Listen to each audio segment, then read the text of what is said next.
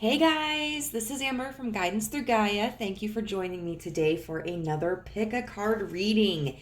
If you are returning, I am excited to read for you again. And if you are new here, welcome. I hope you find something that you enjoy and or is useful to you. If you do, please hit the like button and click subscribe and the notification bell to get notified whenever I release a new video, which right now is weekly. Today's topic is going to cover why did they reject you? Now, when I developed this question, I was intending for it to be a romantic interest that we are inquiring about, but I'm leaving it open, that's generic enough that it could possibly come through as like a family member or a friend or maybe even a career. So this doesn't have to be a romantic interest. We'll just see what the universe decides is important for me to get out there with. Although all our situations as individuals are important. So, what we're going to be doing is we're going to be looking at a profile of the person or job, I don't know, that we're asking about, and that's going to be able to be used as kind of like an energy check-in to make sure that you've selected the correct pile. And then we're going to be laying out how this individual perceived the connection between the two of you, why they rejected you, and where they hope this connection to go in the future, followed up by some encouragement from the universe. So we've got 4 piles today. 1, 2, 3, und 4. 4. So with this first pile, we have Azurite. I don't even smoke pot, but that one always just makes me think of weed. You don't know this, but you can store your weed in there. Pile number 2, we have Amethyst.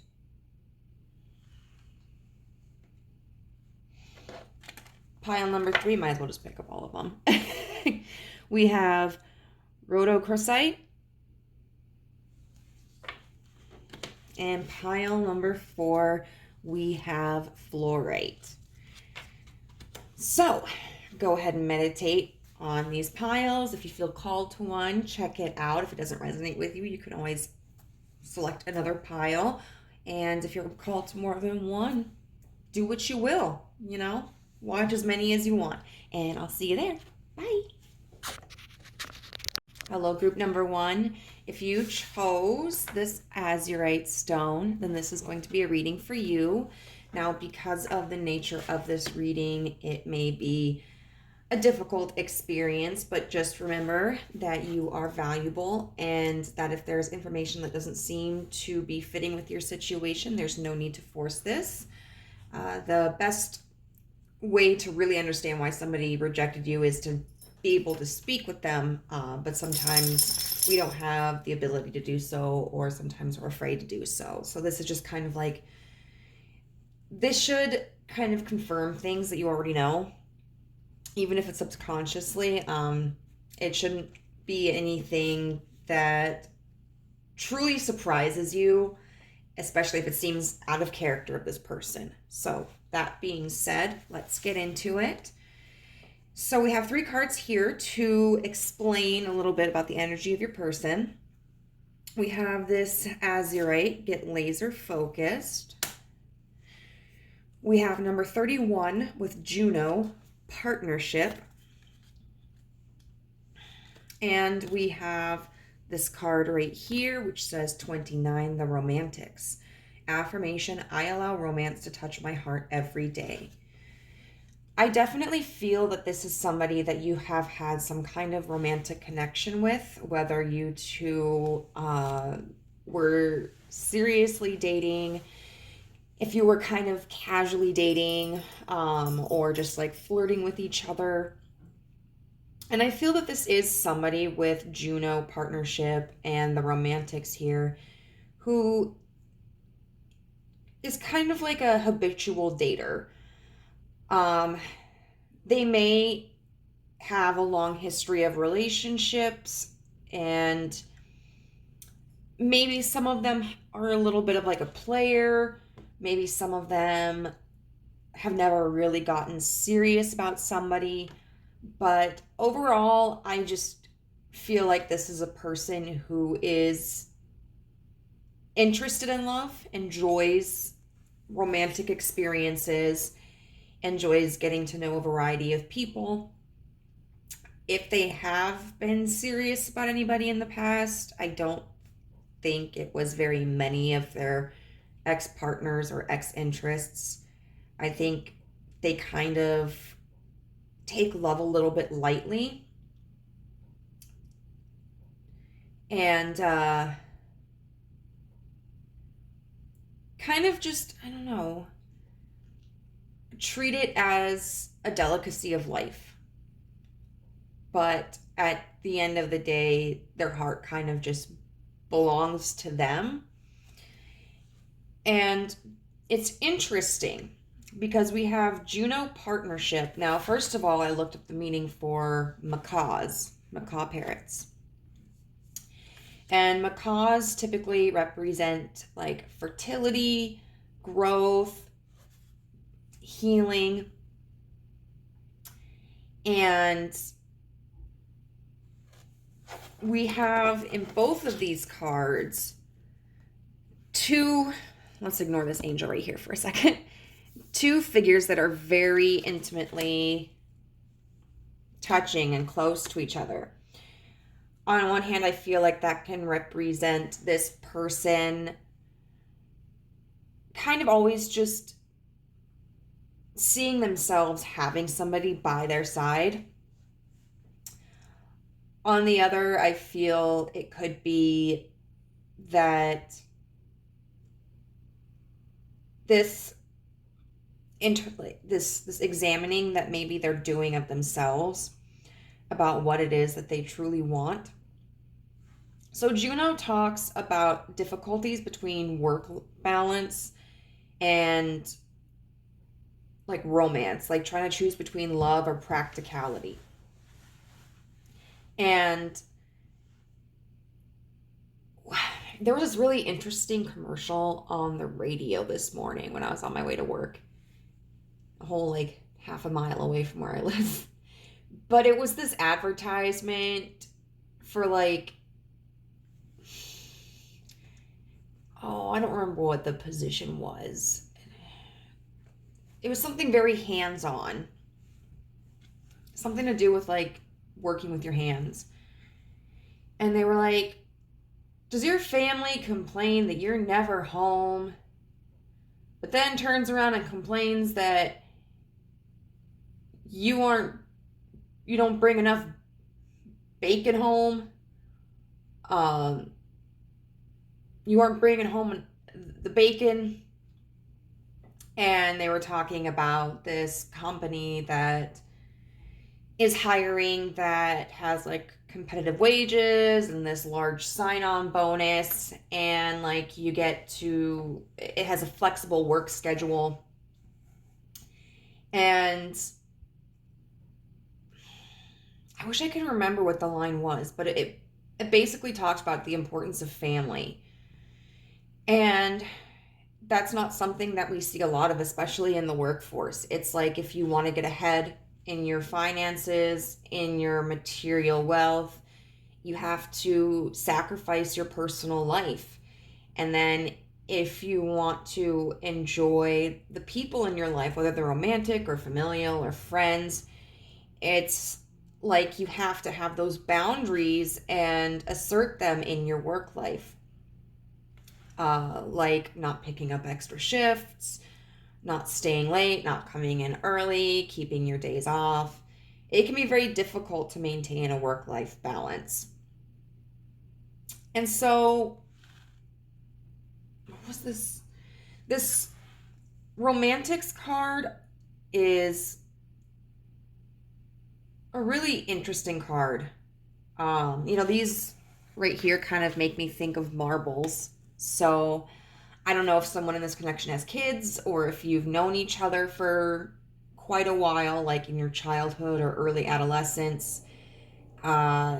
If the nature of your connection is just really playful. And then we have this angel right here, which makes me think of like the Judgment card.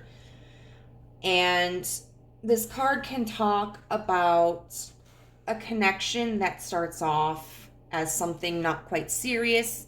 It's an infatuation, it's playful, it's casual, but then eventually feelings can start to develop.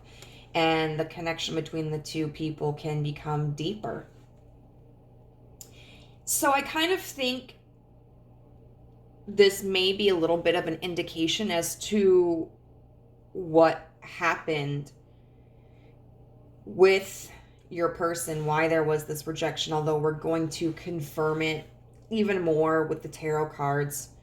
This Azurite talks about get laser focused, not having too many priorities on your plate, trying to minimize the tasks that you have to complete so that you can find success in that situation. What this almost feels like to me is this person is somebody who may very easily become infatuated and kind of has had that focus for quite some time and may have always been like responsible with their finances, somebody who could hold down a job, somebody who was a good employee, but maybe prioritized like fun and play and their romantic life ahead of financial security. And at this point, I think they've kind of switched gears. I think that maybe they've gotten a little bit more serious and that they have decided that they need to focus on, I keep hearing on the green, which, I mean, considering what this pile reminded me of, you know, this little gemstone could mean either one. I don't know. Maybe your person is like worker on a pot farm. I don't know. I have a friend who does that. He loves it. It's like his life's dream. So they may have kind of shifted gears and just decided to become more focused on their finances and their career and their material and physical stability, which may have affected how they are able to show up in connections. But genuinely, at the heart of it, this person is a romantic. This person is someone who sees a light in different people, finds aspects to value a lot about others. They don't seem to be someone who necessarily has a type, who has a list of like what their preferred, you know, what their partner of their preferred gender has to look like, how much money they have to make, where they have to live, how they have to dress, what kind of interests. They seem like somebody who's had a very versatile dating history and is very accepting of people and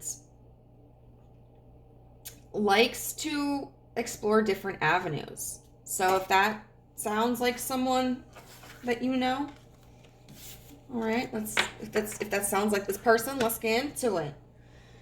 So we're going to look at how they viewed this connection. And I think that's just kind of important because it can provide more context as to why they rejected you. So how did pile one's person perceive this connection? The Queen of Wands. So that right there is a very powerful, creative, fun, passionate energy.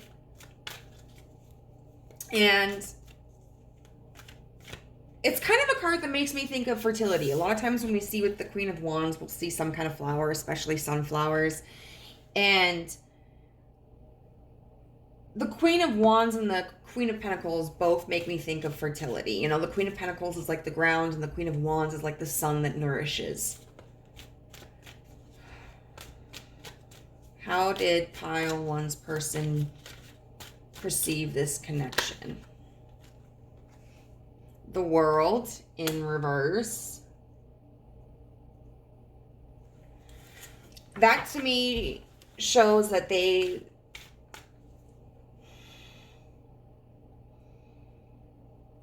didn't perceive an end to it. You know, this was something that maybe in the past, I don't know that they've necessarily gotten bored of people, because I think they are just so interested in others and so open to new experiences, but they may have been like, okay, you know, thank you for trying this out. You've been great, but I feel our time together has come to an end. You know, and I feel like with you, they didn't see that ending. I feel like they thought, you know, they perceived it as a connection where there was an endless amount of passion and an endless amount of fun and creativity. And it makes me think of, okay, there's this book series called the Xanth novels by Pierce Anthony.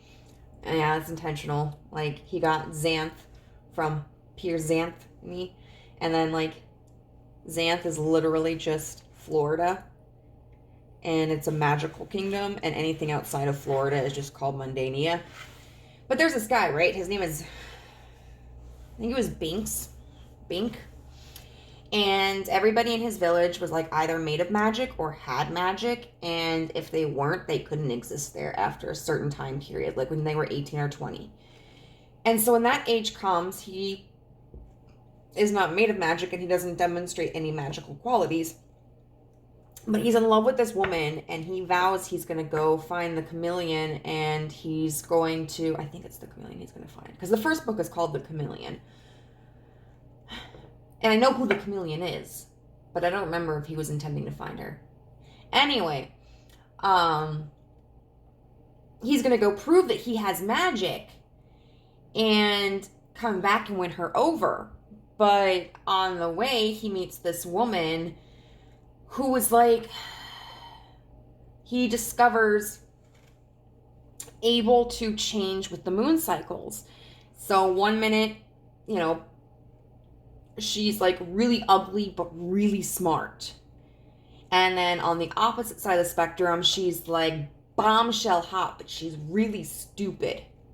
And then in the middle, she's just average. And he ends up falling in love with her because she's always changing. Like, she's never the same from day to day. And I feel like this person feels kind of similar to that. Like, there was enough there that was exciting and new and refreshing that they saw this as an energy that would continue and didn't have any foreseeable end. I'm gonna get one or two more. How did group one person feel about this connection? How did they view this connection?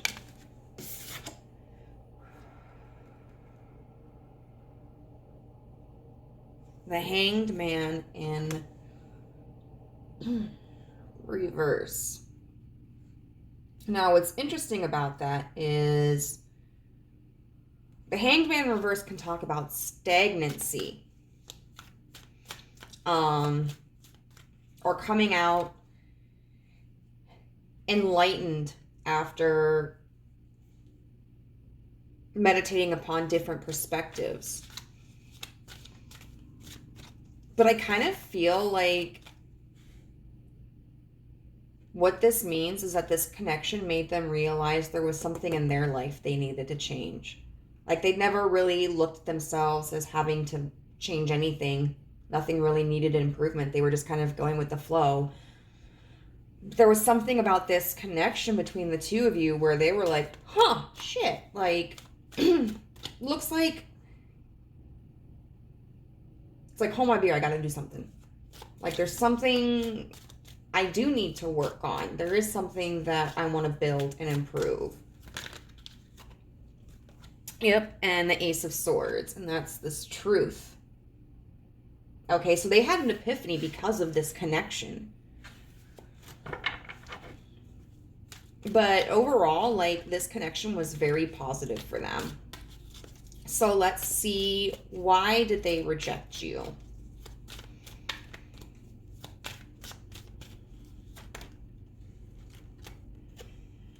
The Four of Pentacles in reverse.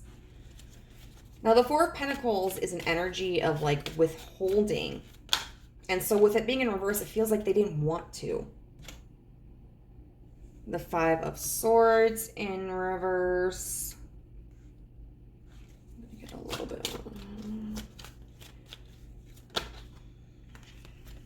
The King of Pentacles.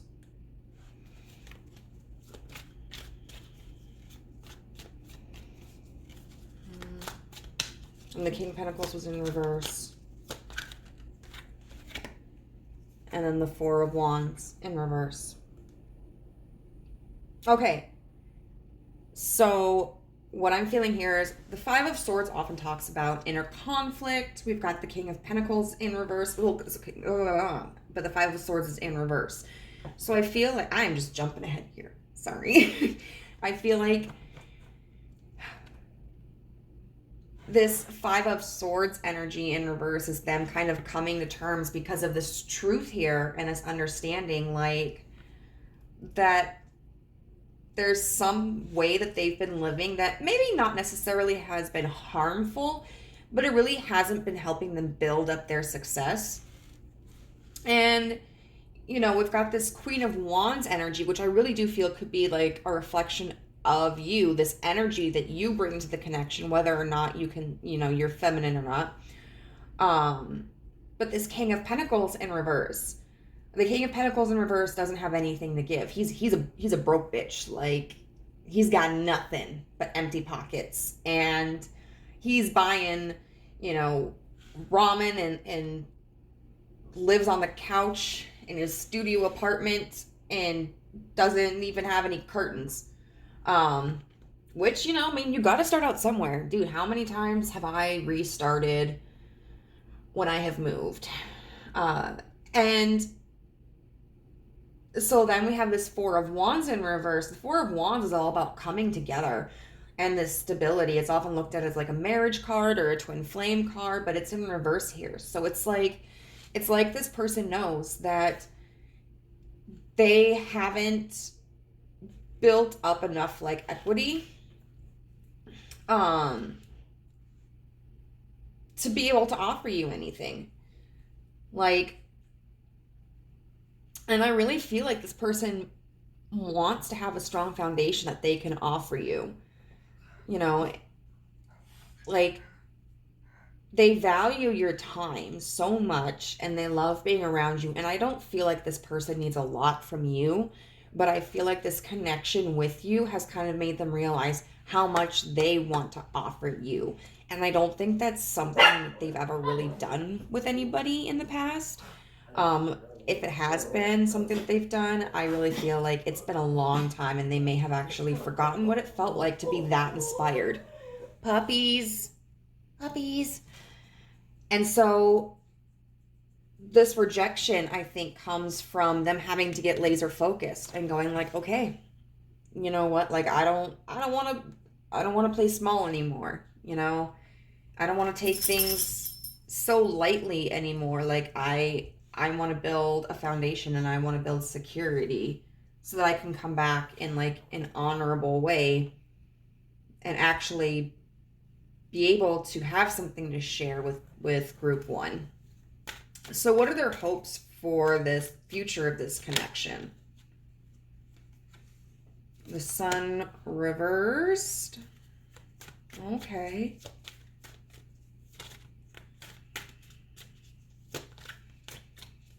Now, even in reverse, the Sun can be the Six of Cups in reverse, the Wheel of Fortune. Okay. And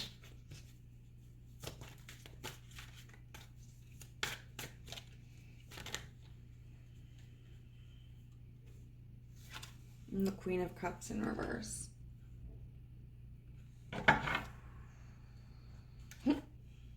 The back of the deck is the Queen of Pentacles upright.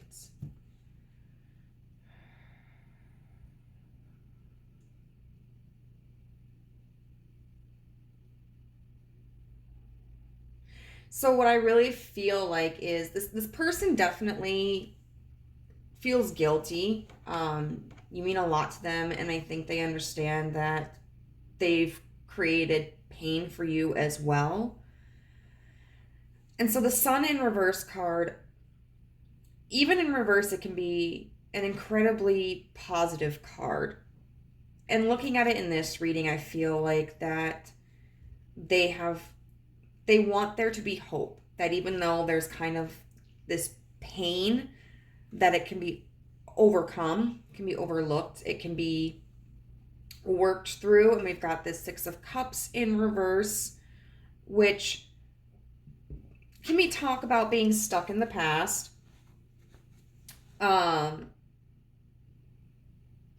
Or sometimes I look at it as a lack of sharing, like someone trying to share their emotions or this emotional connection and the other person not reciprocating. And in this instance, I would kind of consider that latter one as well, because this person had to pull back, or feels like they had to pull back. And so I feel like, and then with this Wheel of Fortune, this Wheel of Fortune is all about balance, about yin yang, about coming together, about the cycle of life. And it is the cycle of life, and it moves us all. Okay, I'm done. And this Queen of Cups in reverse, I'm kind of interested to see what that is about. What's this Queen of Cups energy? The Six of Wands in reverse.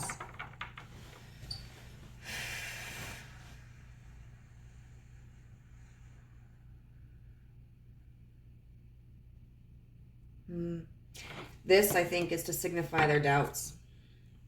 Oh, the Empress. Empress with the Ace of Wands in reverse. So what I'm getting from this is they're hoping you guys can move past this. They're hoping there can be this acknowledgement of like, yeah, there's pain that happened between us in the past, but we're going to move through that, and then balance each other out. The Wheel of Fortune can also talk about fate. Like, this feels like a very, to them, fated connection. But I do feel with this Queen of Cups in reverse and this Six of Wands in reverse that they kind of feel like they messed up, or that it's just not going to go that way. I feel like this Queen of Cups could potentially represent you, so being in reverse, that they may be worried that you're going to be emotionally closed off to them, and that reuniting is going to be a failure.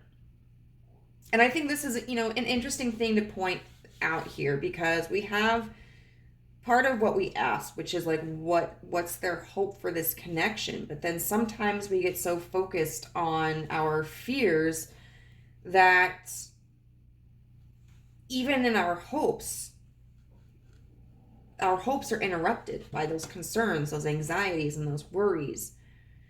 So ultimately, I feel this person tried to do what they considered the best move.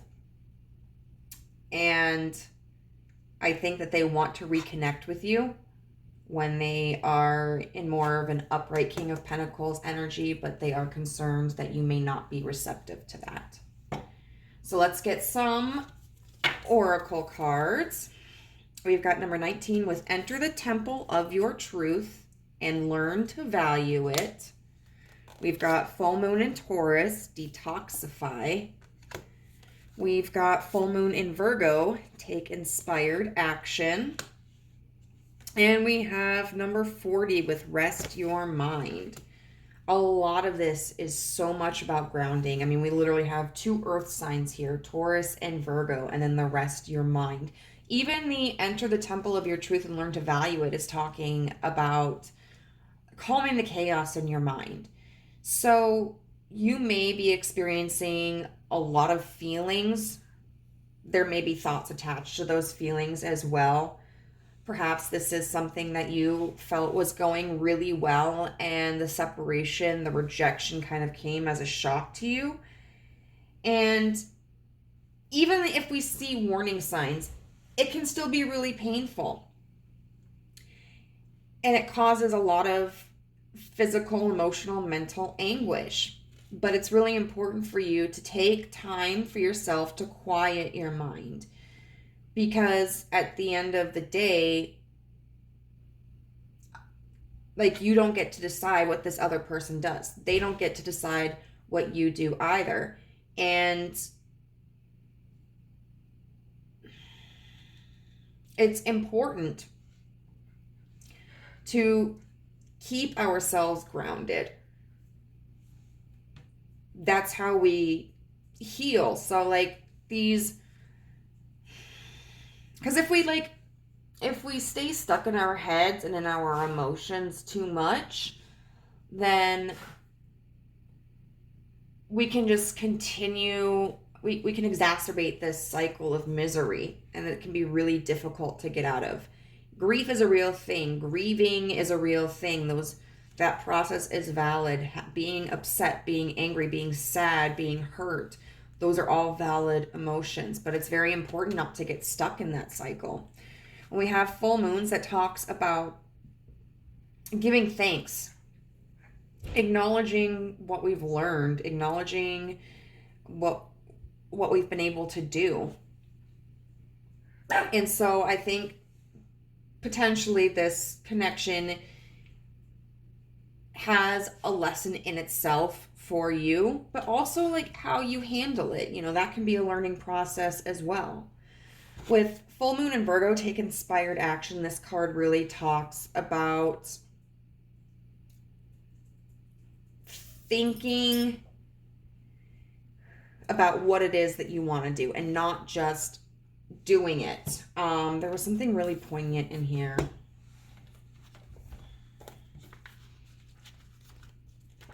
Half the time I read these and I'm like, I forgot.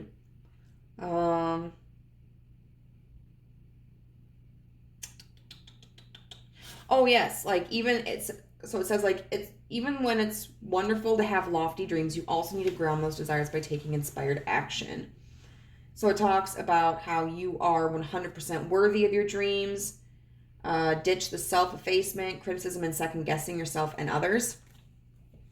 And which makes sense. You know, as a Virgo, we can be very self-critical and critical of others. So try to shed those layers, and that's going to be a process. But also, it might be time for you to kind of make a detailed list. Or do like a map, or do something. You know, Virgos tend to be described as people who like to visualize and categorize and plan. And then the full moon in Taurus detoxifies. So Tauruses can tend to be very bullheaded, as symbolized by their zodiac sign. And with the full moon in Taurus, this talks about not allowing your pain to turn into like anger or hate, but instead allowing yourself to process that in a healthy way so that you are better able to let go. And then with this, enter the temple of your truth and learn to value it. It's really important for you to understand like your truth of this situation, and also the truth, because it's really easy when we're rejected by somebody that we care so deeply for to see their rejection as some form of like evidence of our faults and our flaws and our lack of worth. But that's not the truth. That's not even a truth. So I think it's really important for you to kind of sift through what you're feeling and what you're thinking to understand like what's ego and what's truth, because those are two different things. But grounding is really going to be extremely important for you, because you may be in a very like temperamental or emotional point in your life. Grounding doesn't mean though cutting off your emotions or cutting off your passion. It just means like tempering it so that it doesn't take control over you. And so one final thing that we're going to do is we're just going to look at a quick little like card for some uplifting advice from the universe.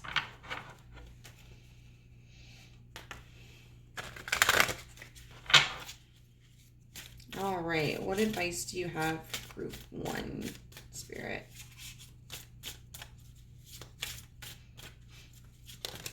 You know, it's funny because one time, like recently, I was shuffling my deck and I was like, hey, cards, when I'm talking to you, who am I connecting with? Am I connecting with the deity? Am I connecting with energy? Am I connecting with myself? Like, what's going on here? And I got the Queen of Wands. Queen of Wands. So it's like very feminine energy, very creative energy. And like, I told myself that this was the year that I was going to be the Queen of Wands. And I've really been working on meditating on that, because the Queen of Wands is somebody who doesn't chase. She attracts. She's confident. She's bold. She's creative. She's passionate. That's who I wanted to be. So, I don't know. Just a little interesting tidbit. I trust the process of life. There is a rhythm and flow to life, and I am part of it. Life supports me and brings to me only good and positive experiences. I trust the process of life to bring me my highest good. Okay, I'm going to agree and disagree with this. I do think it's important for you to understand that you are a part of the process of life.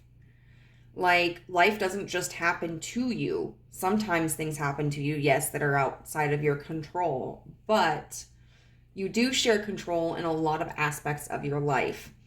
I don't think life always brings us just good and positive experiences. I think that's a really problematic way to look at life. I think that we can experience negative and painful and bad things, but still be able to find the positivity in them. Whether it was, we had a lot of support at that time, or we picked ourselves back up off the ground, or we stayed connected with our spirituality, or we learned how to do this, or we learned how to process that. So that's where I would alter this a little bit. We don't want to get into any like toxic positivity here. But that being said, there is always something positive that can come from a situation. So I am so sorry that you're going through this, group number 1. It does seem like this person genuinely cares about you and thinks the world of you. And it seems like they're just trying to get their act together. What happens between the two of you is also up to you, though. So if this is somebody that you want to return, that you want to accept into your life again, like, go for it. If it isn't, then you have every right to shut the door on this opportunity. But I do think they'll be coming back. In the meantime, don't wait for them. The Queen of Wands, she doesn't wait. She doesn't sit there and wait for someone to come back. Like, she's like, Bobby, I'm going to go do my own thing. Catch up with me if you can. So I hope that this was useful for you in some way, pile number 1. If so, I would love to hear your story, whatever you feel comfortable sharing. And I hope to see you in my next video. Bye. Hey, group number 2. If you chose this amethyst card, then hopefully this pile contains a message for you. Now, because this is about rejection, I understand that this is going to potentially be a very triggering message. I do want to say a couple of things beforehand. With the intention of this reading, it is coming from the other person's perspective, and perspectives are subjective. They are not necessarily objective. So this is from their point of view, and their point of view may be accurate in total, or it may have some skewed perspectives. Secondly, if this doesn't seem to fit your situation, or if there are aspects of this reading that don't seem to fit your situation, then you certainly do not have to accept them. The intention here is to relay information that is going to help you and makes sense. And if it doesn't help or make sense, then just toss it in the waste bin. But let's get into why this person rejected you. We're going to start off with these cards, which will kind of give us information about who they are so that you can decide if this is going to be the right pile for you or not. So we have Amethyst, trust your intuition. 34, North Node, future, but in reverse. We have 26 with Neptune, vision. And we have this beautiful card which says 22, the Emperor. Affirmation, I am worthy of respect because I am respectful of all. So first of all, with the Amethyst card and the Neptune card, I feel like this person is somebody who is very in touch with their feelings. Neptune is the ruler of Pisces, which is like one of the most caring and sentimental of the 3 zodiac signs that fall under the water category. And Amethyst oftentimes helps us with clarity. And Amethyst can help in clarity when it comes to our emotional clarity, our intellectual clarity, our spiritual clarity. I also think it's interesting that we have these 2 cards because with Neptune and with Pisces, those typically talk about somebody who is very spiritual. And so this person, I think, is somebody who definitely has some belief in a higher purpose or a higher entity. They could be religious, they could be spiritual, they could be agnostic. But I do think that they believe there is something outside of themselves, and I think that they actively practice that. They may be somebody who shares that with people. They may be part of a group where they can explore that belief of theirs and expand their perceptions. This may be somebody who also is very open with it, whether they just kind of readily divulge information about their spiritual beliefs or whether they just kind of offer it when prompted. It could be somebody who may be a little bit pushy about their beliefs, but potentially not. Also, kind of side note, this person may do like shrooms or acid. Just because we have like a lot of spirituality here, and with Pisces and Neptune, like sometimes that can be an energy of like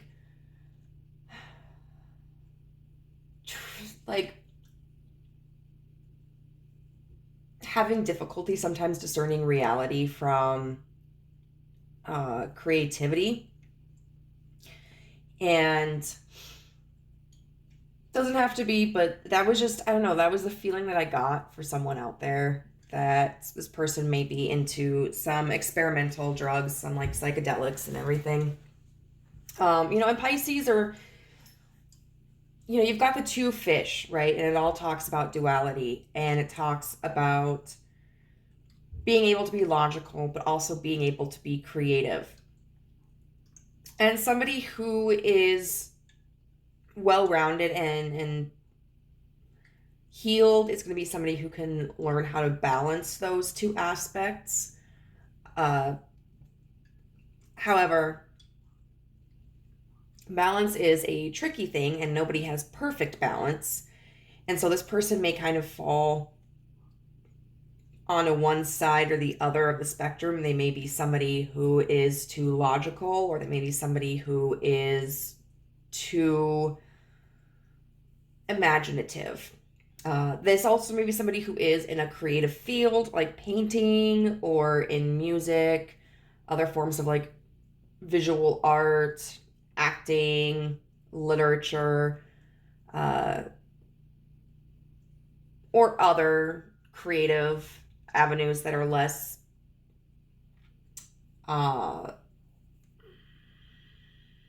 traditional. And Pisces do have a tendency to be very nurturing.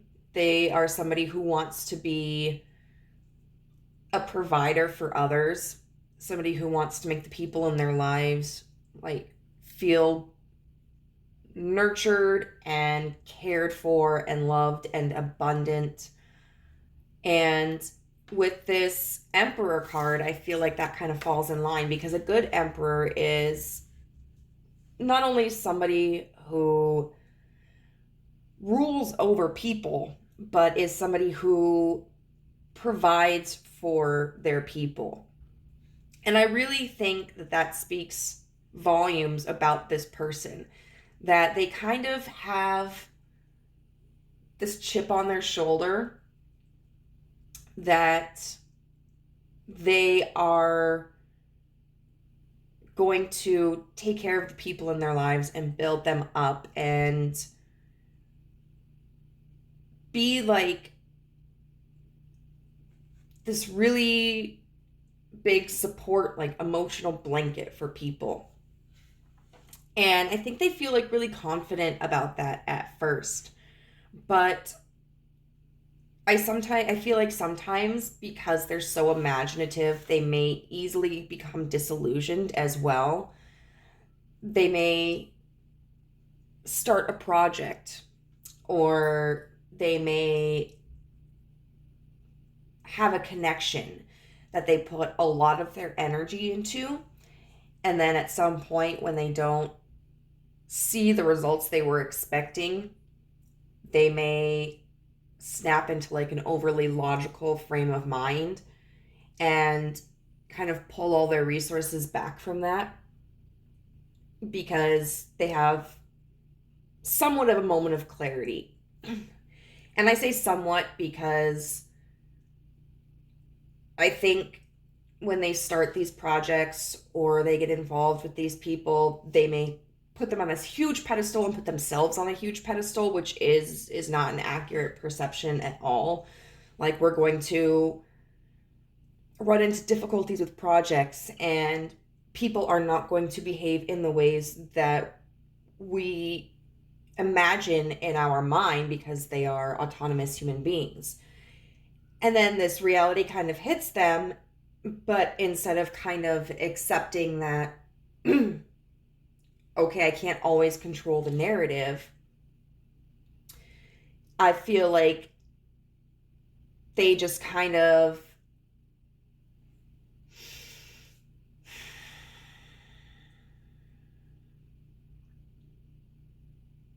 I don't feel like there's somebody who holds like a lot of resentment. I don't feel like there's somebody who has a connection in their life that doesn't go the way that they want it to, and then like becomes very bitter and angry about it and mistreats the other person. But I feel like they just kind of cut off their depth of emotions and like detach from it and just go, okay, this didn't turn out the way that I thought it was going to. This didn't turn out the way that I wanted it to go to. And so I'm just going to move on to the next. And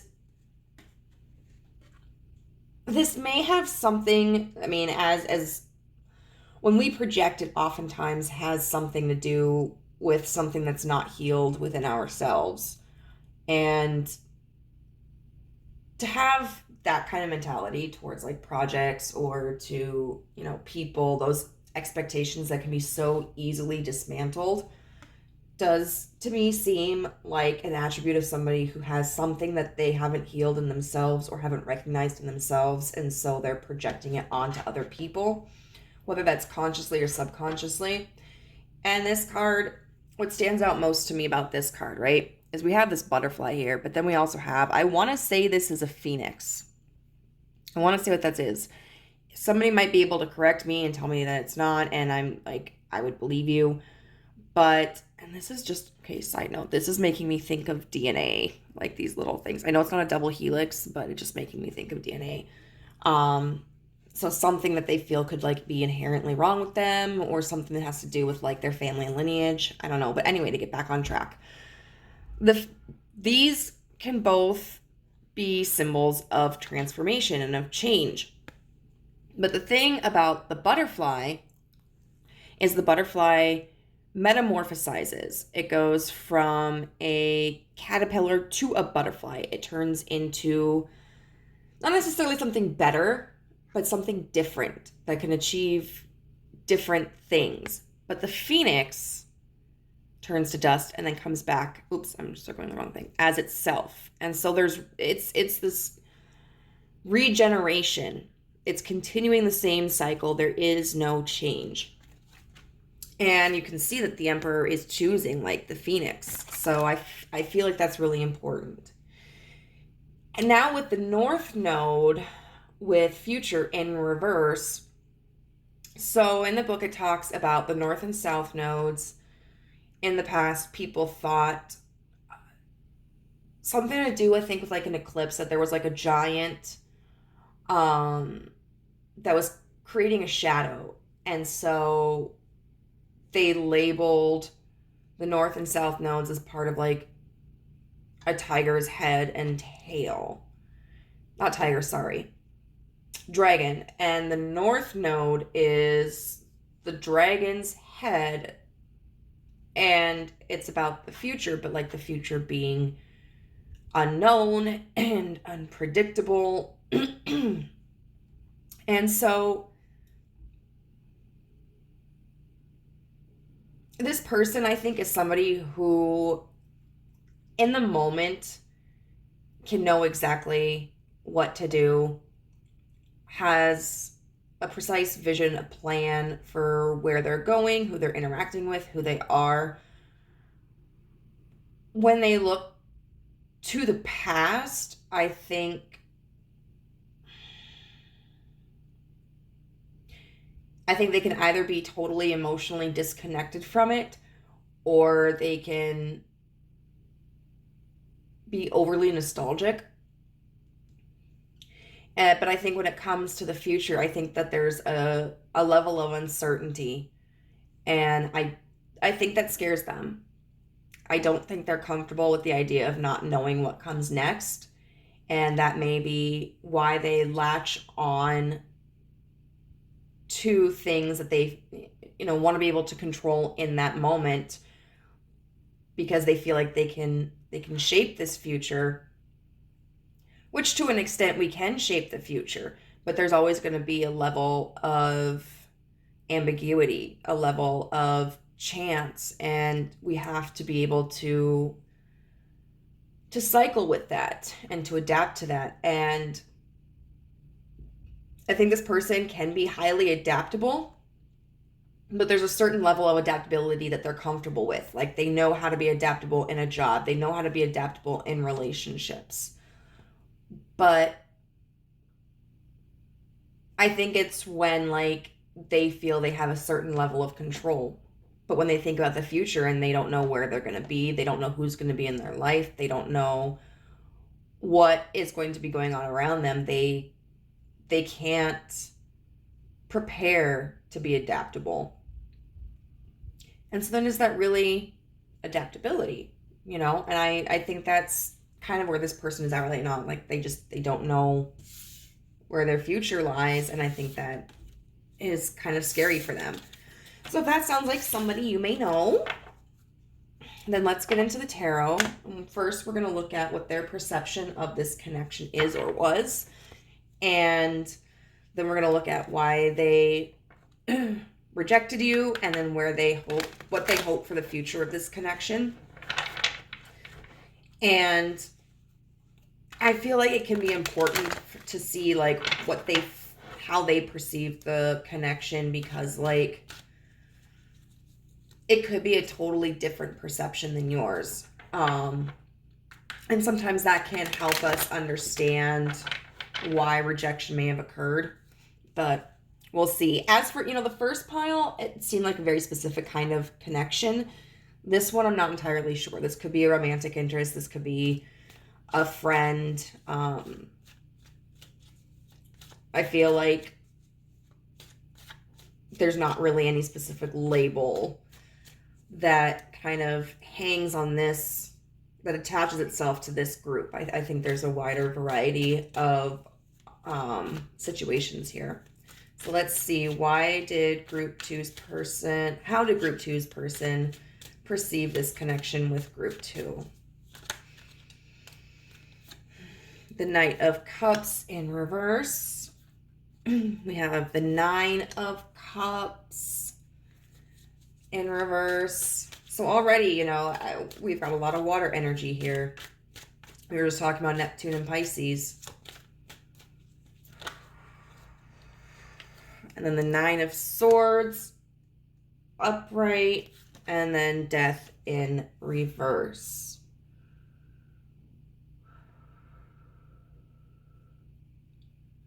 The Knight of Cups in reverse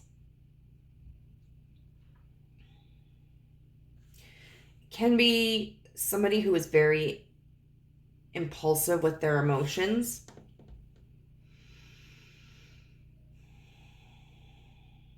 And then we have the 9 of Cups in reverse, which can talk about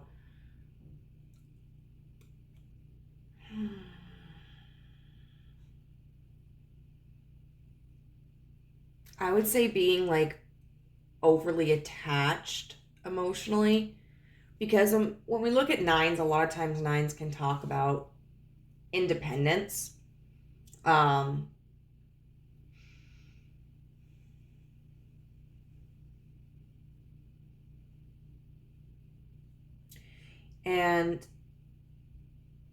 the 9 of Cups upright would be this energy of feeling really content in ourselves.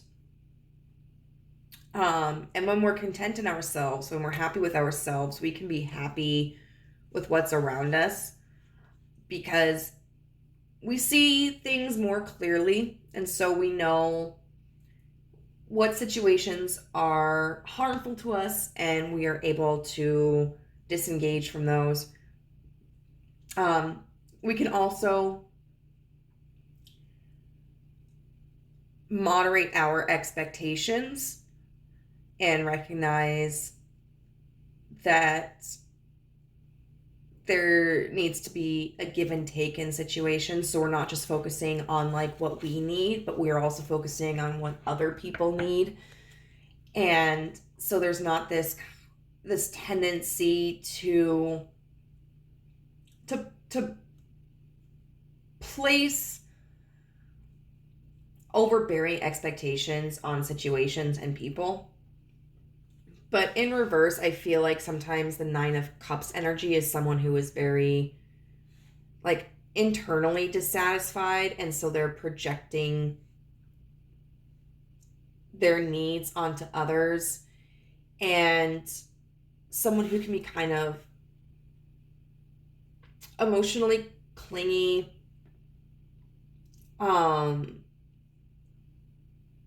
and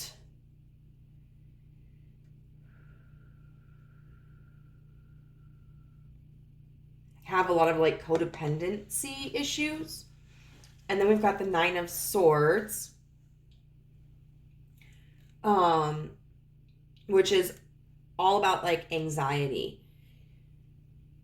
It's about our minds playing unrealistic scenarios in our heads and finding it almost impossible to escape them. And anxiety can come because of even being too logical can be unrealistic. And the Death card in reverse talks about the inability to change.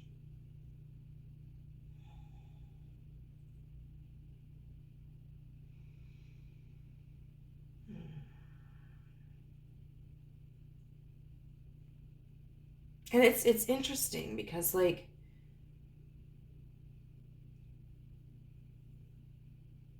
I feel like even this, what they thought of the connection is more about them than it is about the whole of the connection.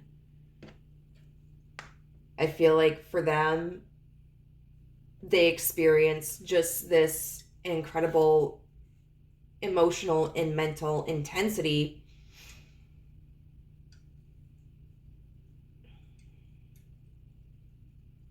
What didn't they feel like was going to change? I think that's what causes me to be curious the most. Like, what's this death card in reverse about?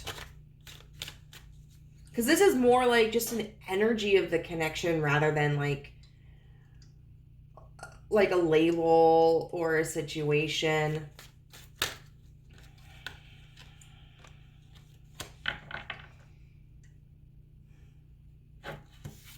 Justice in reverse. There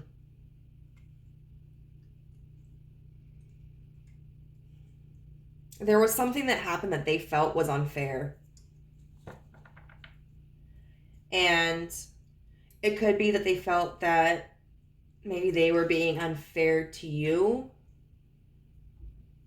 I do, however, feel that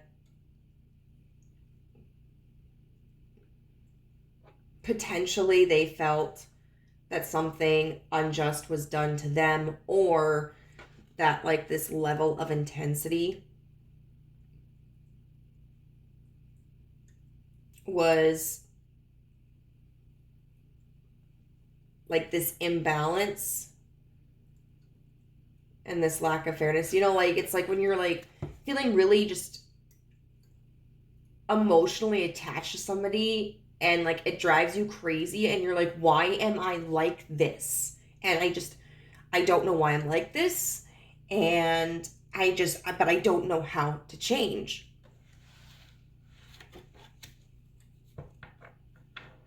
And I think that's it. I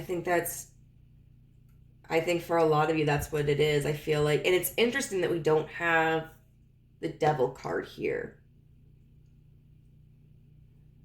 But the devil card would, I think, talk more about like bodily addictions. But this person is very much emotional and intellectual. And I think that's why we're pulling all these cards. But it has a very, very similar energy to the devil card.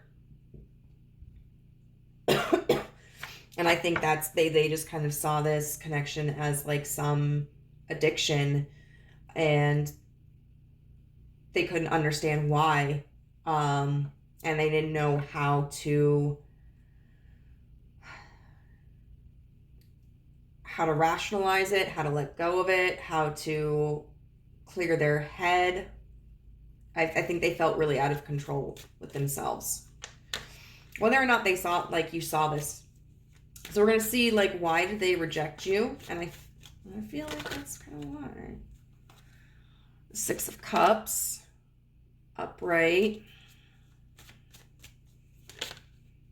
The Fool.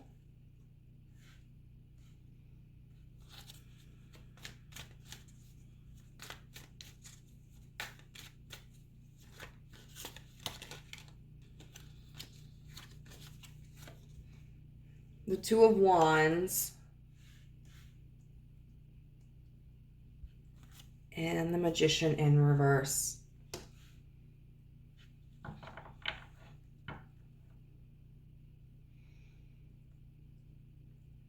The Six of Cups would talk about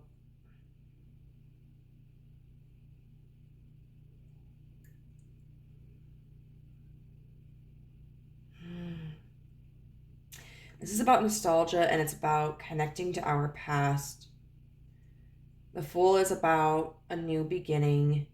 Two of Wands, it's about planning. But I also look at it as like the Two of Wands and the Two of Cups, I always look at as some kind of romantic or emotional or physical, sexual connection. And then we have the Magician in reverse.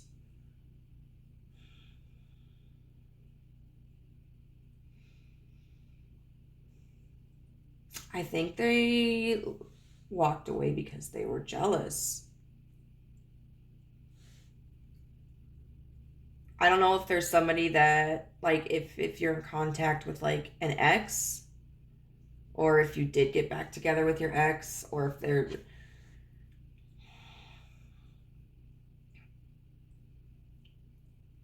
But with this energy of them feeling like, why am I so drawn to this person? Why am I so attached to this person?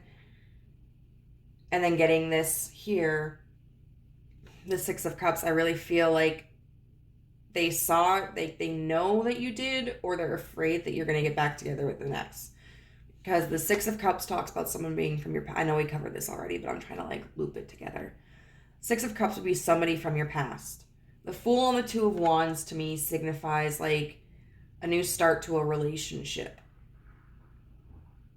But the Magician in reverse is somebody who isn't changed, because the Magician is like the alchemist.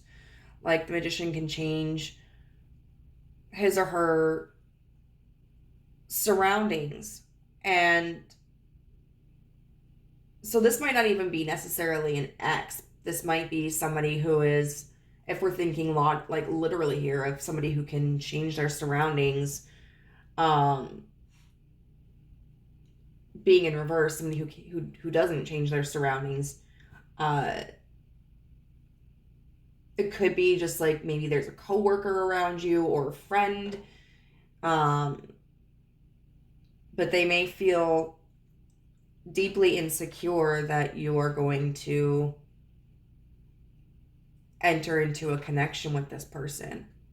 And if you already have, they may not understand like why they're so heartbroken over this. And I think this is where the disillusionment comes in, because I think that this might be somebody that you are actually interested in, that you want to be with, or that you are with or have been with, and this could totally be like an overreaction by them. And you could be like, dude, what's going on? Like, everything was fine between us. I'm not interested in anybody else. I'm not trying to get with anybody else. And they could be totally like, no, no, no, no, no. Like, I know something's going on. Which if that's the case, I mean, if that's the case, that's on them. Uh, that speaks to an insecurity that they have to heal about their own self-worth. But it could also be that if you weren't together, and if you didn't indicate like that you had any interest in them, they may have felt like a relationship between the two of you was a sure thing. And now they're doubting that, whether it's reality or not, whether they really had a chance with you, maybe, maybe not, whether you are interested in someone else, maybe, maybe not. And whether you are physically with somebody else or whether you're not physically with somebody else, the thought of it is like driving them insane. And I don't think they know how to handle it. So I think that's why they walked away, is because they are trying to protect themselves. And being, someone who is like highly imaginative and then can flip it and become like highly logical, but creates this separation between the two. There has to be a melding of the two in order to be healthy, in order to overcome adversity and to... there's a word for it. I think it starts with a C.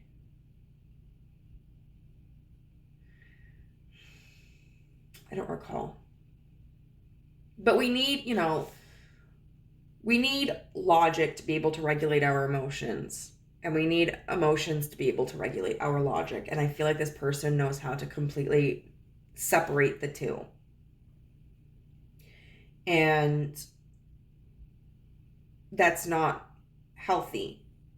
You can't turn off your brain and then run on emotions and expect everything to be fine. And then you can't turn off your emotions and run solely on your brain and expect everything to be fine. Like, I don't think they know how to let the two operating systems, if you will, exist simultaneously. So let's see what their hopes for this connection are. Like, what is group two's person's hopes for this connection? Hope for this connection.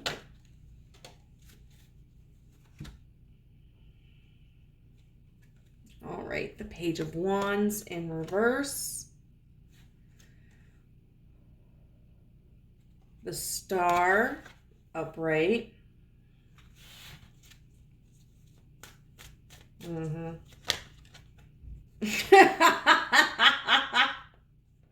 sorry, I shouldn't be laughing. The King of Wands. Oh, I'm not going to pull a fourth one for that, because this is the complete thing. They hope they don't have to do a damn thing with this Page of Wands. And I'm sorry, like, I don't know how you feel exactly about this person. But this, right now, I just feel like this person is acting like a child. And so we've got the Page of Wands in reverse. The Page of Wands is somebody who starts like something new. And it's in reverse. Like, they don't want to have to do anything. But then we've got the Star and the King of Wands here. So they have this hope that by not doing anything, like, you're just going to be drawn back into them. You know, the King of, like, this, okay, let's start with the Star comes after the Tower, and the Tower is like absolute chaos, like your world crumbling. Like, if this person just thinks like, well, I'm not going to talk to them, you know, excuse me. Stop.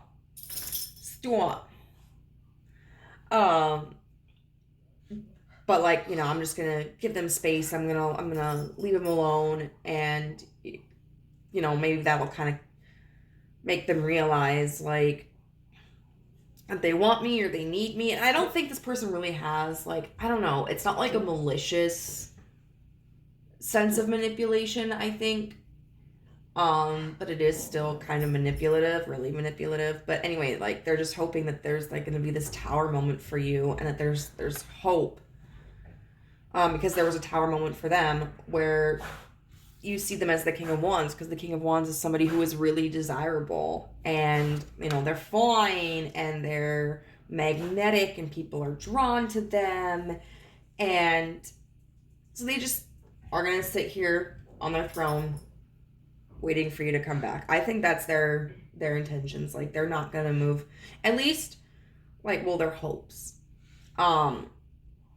That doesn't necessarily speak for their actions. You know, I kind of feel like I'm a little curious. Like, what actions can we expect from this person towards group two? Because I want to see, like, the Three of Wands, the World, and the Knight of Wands.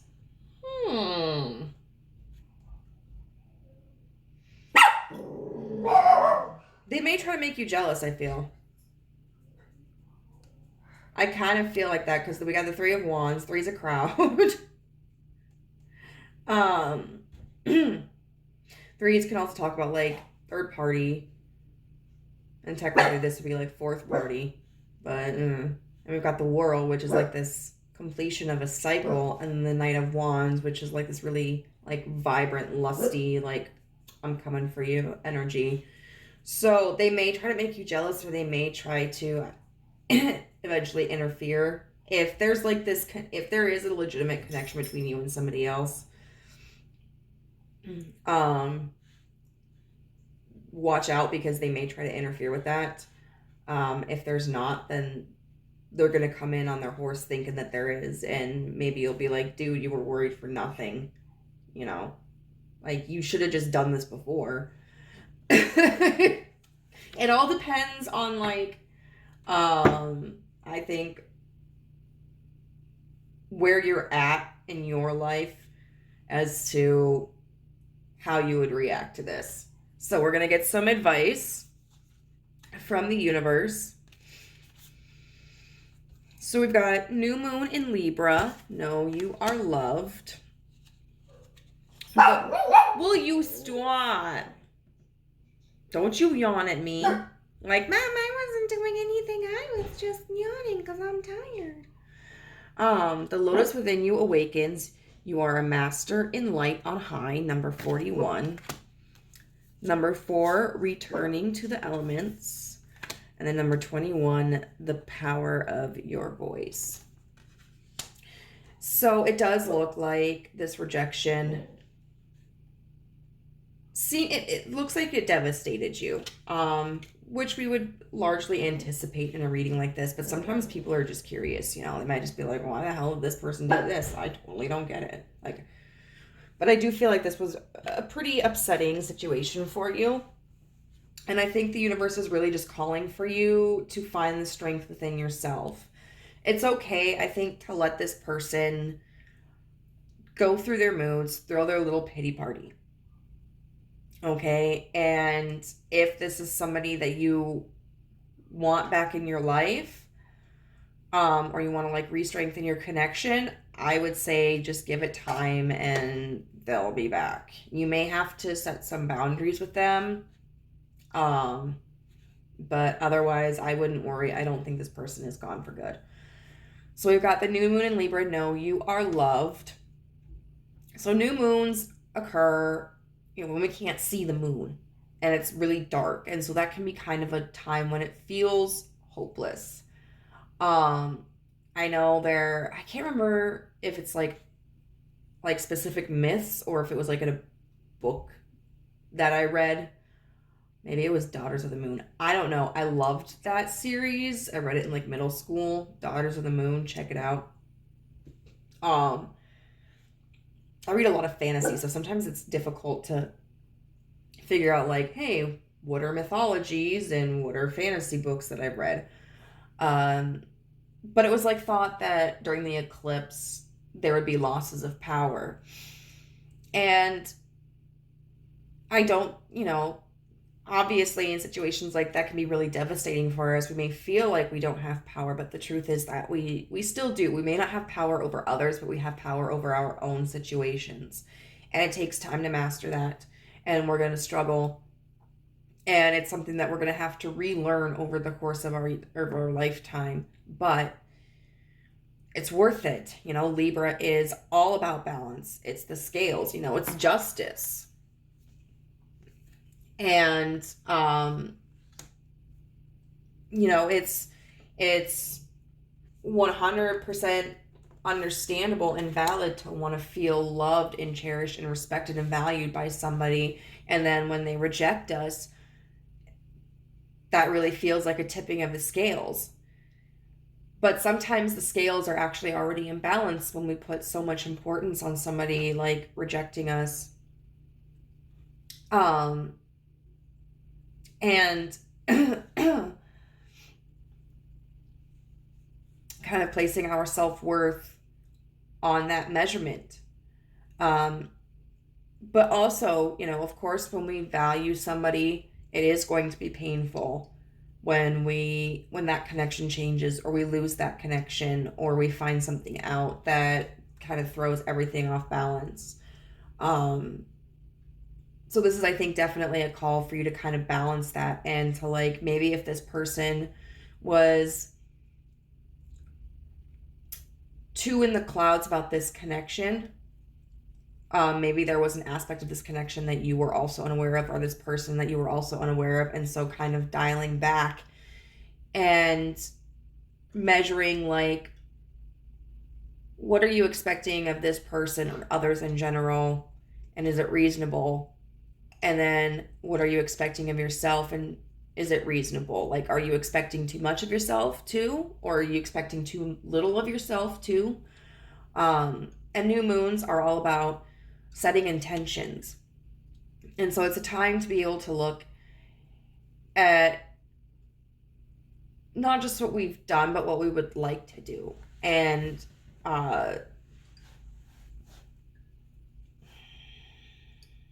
ex-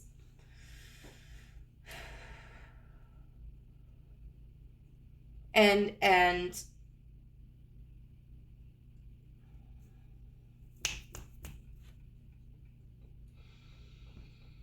kind of set a direction for the next step in life. And we also have the lotus flower within you awakens. You are a master in light on high.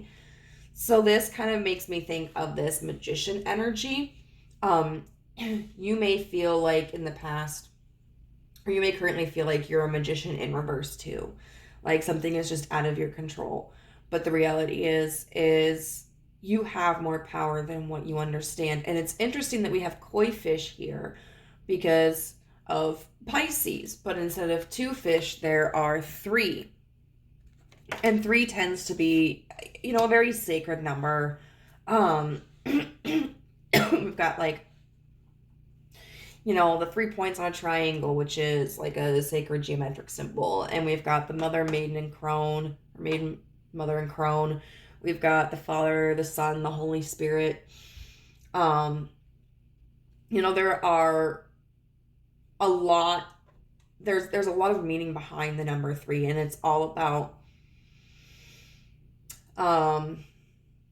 building and working towards a stronger foundation. And I think that part of that foundation needs to be learning to really rely upon yourself, not in a hyper independent way, but sometimes maybe we don't realize puppies when we give our control so much over to other people. And then we've got the lotus flower, which grows under extremely puppies, please, under extremely like stressful situations, like the water's muddy and there might not be a lot of sunlight coming through, but it's still able to blossom and bloom into something beautiful. Jack and Diamond, come here. Oh, you grumpy old lady. And then we've got number 4 here with returning to the elements, and 4 is about like stability. You got 4 corners of a table, 4 corners of a building, and this card does specifically talk about going out into nature.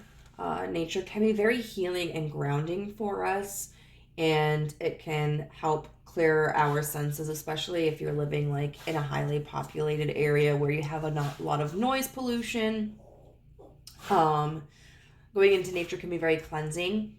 If you don't have a way to do that in the context of like getting outside of the city, because I know there are, obviously a lot of places that are like just highly, a lot of concrete. You may not have access to a large section of nature in your immediate area. You can do something like, enjoying a bath or a shower to connect to water, or listening to like rain sounds or rainforest or waterfall sounds. You can, I don't know, like I think of in the past when I lived with my mom and I was younger, and we would sometimes like turn on the stove and just crack it so that it would fill the room with warmth, so like you could do that to feel the warmth. If you have like a little apartment garden, tending to that, because I know for me in the Midwest it's pretty cold right now, there's snow on the ground, I really don't want to go out on a hike. I think this also really talks about returning to the elements of yourself. You sometimes like we try to skip a few steps in our life or our skills or our thought processes, and when we don't have a strong enough foundation built for that, we spend too much time on complexities to fix a situation or to heal ourselves, when really we just need to go back to the very basics and kind of restructure ourselves from there. And then we have 21, the power of your voice. And I really like this. Like, so in her throat, her throat's a cage, right? And the door is open and all these birds are flying out. And then in the center of her chest, where there's her heart, is the key. And so it's really talking about speaking from your heart. This card specifically talks about doing like throat exercises to open up your throat chakra and to make yourself feel more confident in your voice. It also talks about delving inside yourself to learn what your truth is and to acknowledge it and to feel powerful in it. I would also say, don't be afraid to be honest with this person about how you feel, and about how this situation has made you feel, because I think that they are looking at it only from the perspective of how they're feeling, and that it's important for you to not let them kind of create an illusion, because I think this person can be good at avoiding conflict because, like, the way that they speak, whether they're intending to manipulate somebody or not, they may just be very good at, like, when they speak, painting like this really beautiful picture or this sad picture or whatever, and that may dissuade the other person from expressing their truth. I think this person also, like, is so focused on their own truth that they aren't considering yours. So now we're just gonna get a little bit of like an affirmation from the universe.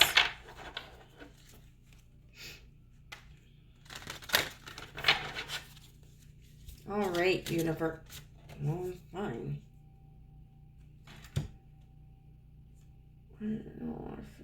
Okay, I'll give you this one, but I'm also going to do another one because I feel like maybe this one came out for the last one. I don't remember. Life supports me. Life created me to be fulfilled. I trust life, and life is always there at every turn. I am safe. So life goes on, you know, and sometimes connections change and relationships change, and that can be painful. But even when someone else isn't there, life still is, which means that there's always opportunities for more positive experiences and connections. I'm just going to get one more. Okay, I have the perfect living space. I see myself living in a wonderful place. It fulfills all my needs and desires. It's in a beautiful location and at a price I can afford. So I think this is either calling for you to, like, to examine your space and potentially, like, reorganize it. You may need to, like, purge some stuff, whether it has anything to do with this person or not, but sometimes it can be very good to, like, purge things from your home to declutter. May also mean rearranging if you have the capability of, like, redecorating, because that can be kind of expensive, but if you have the ability to do so, you may want to, even if it's just like one or two things here and there. This may also mean physically moving, you know, finding somewhere that would make you happy and that provides you with everything that you need. But really, it's all about you, boo. It's all about you. Take time for yourself, take time for your needs, and I think that is going to help you with the situation with this person. You know, whether it's like you cut them out of your life, or you let them back in and there are strong boundaries, or you let them back in and you're just like, doom cop, dummy, you did this and it was totally unnecessary. So pile number 2, I hope that helped you in some way. If this resonated with you, I would love to know how in the comments below, and I'll see you next time. Bye. Hello, group number 3. If you chose the Rhodochrosite, oh geez, the rhodochrosite. This reading is going to be for you. I will start this with kind of a disclaimer that the nature of this subject may be triggering for some, and you certainly don't have to accept any message that doesn't feel that it pertains to your situation. This is a general reading, and there may be circumstances which don't apply to you. There are also different interpretations that you may pick up that I do not cover, and that's perfectly acceptable. This is just here to offer some insight into your situation, but it's not like a end-all be-all. Also, please take into consideration that this reading is from the other person's perspective, and that perspective is subjective. They may have a relatively well-rounded perception of the relationship and of the circumstances, or it may be skewed in one way or the other. This is just kind of helping us understand from their point of view what the situation may have been. That being said, let's get into the profile of this person. So we have rhodochrosite, remember your worth. 4th house with home. And then this lovely card here with number 26, the desirable. I accept my desires as a pure expression of my essential self. So this rhodochrosite and this 4th house makes me think that this person is kind of a guarded person. They may be defensive. And this could be somebody who is defensive in a typical way, who can be very rigid or confrontational if they feel like they are being questioned or being criticized. This could also just mean this may be somebody who has their guard up and doesn't let others get close to them very easily. Somebody who has a lot of superficial relationships, and may have like more of a lighthearted and professional demeanor. It may not be somebody who really invests in serious and genuine experiences and conversations. I feel this person with the Remember Your Worth card is somebody who is both deeply insecure and also very protective of their sense of self. They may have insecurities that originate from home life, which could have occurred in their childhood home with their family, or it could be, if they were ever married or in a domestic partnership. Those kinds of connections could have been connections where they felt they were not appreciated, or they were not accepted, or they were torn down. And so that could have created this in them. And I feel like they're very focused on themselves, that they're somebody who they're going to put themselves first at the end of the day. And it may not be somebody who is necessarily overtly selfish in the grand scheme of things. They could be quite generous. Again, kind of on a superficial level. But when it comes to connections that make them feel vulnerable, they could prioritize their own need for security above the growth of that connection or the needs of the other person. I feel like with this 4th house home card, this person doesn't often stray outside of their comfort zone, and that they try to maintain a level of peace and comfortability within all of their environments.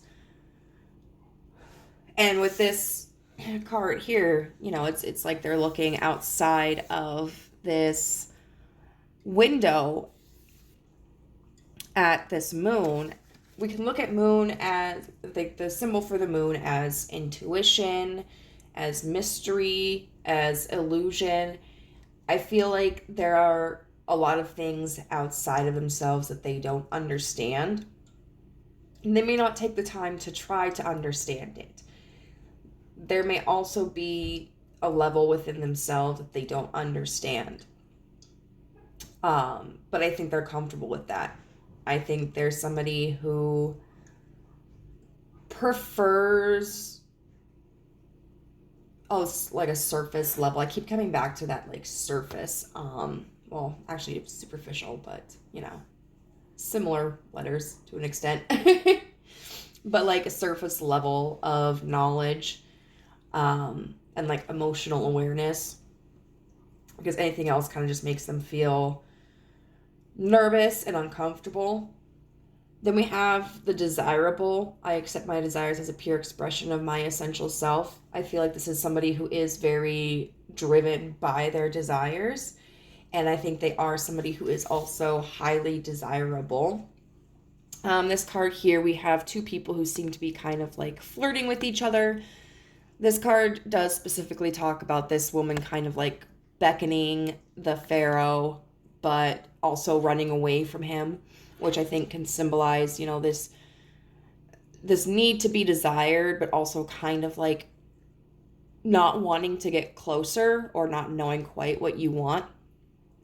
And then the book also talks about this pharaoh reaching out to the woman, but not in a way to touch her, but just so he can see, like, he gives her the opportunity to touch him.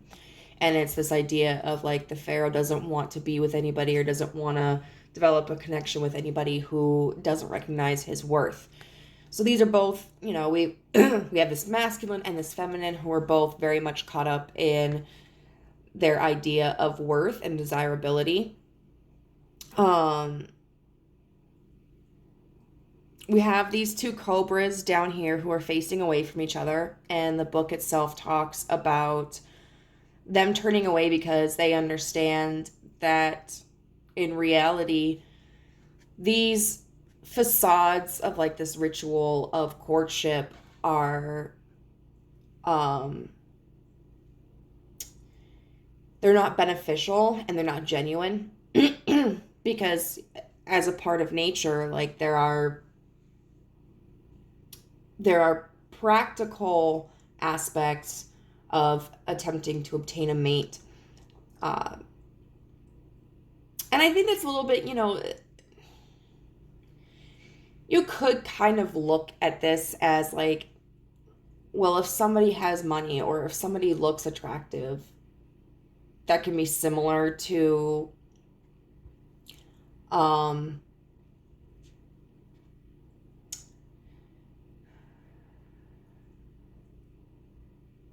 to the mating rituals of the animal kingdom.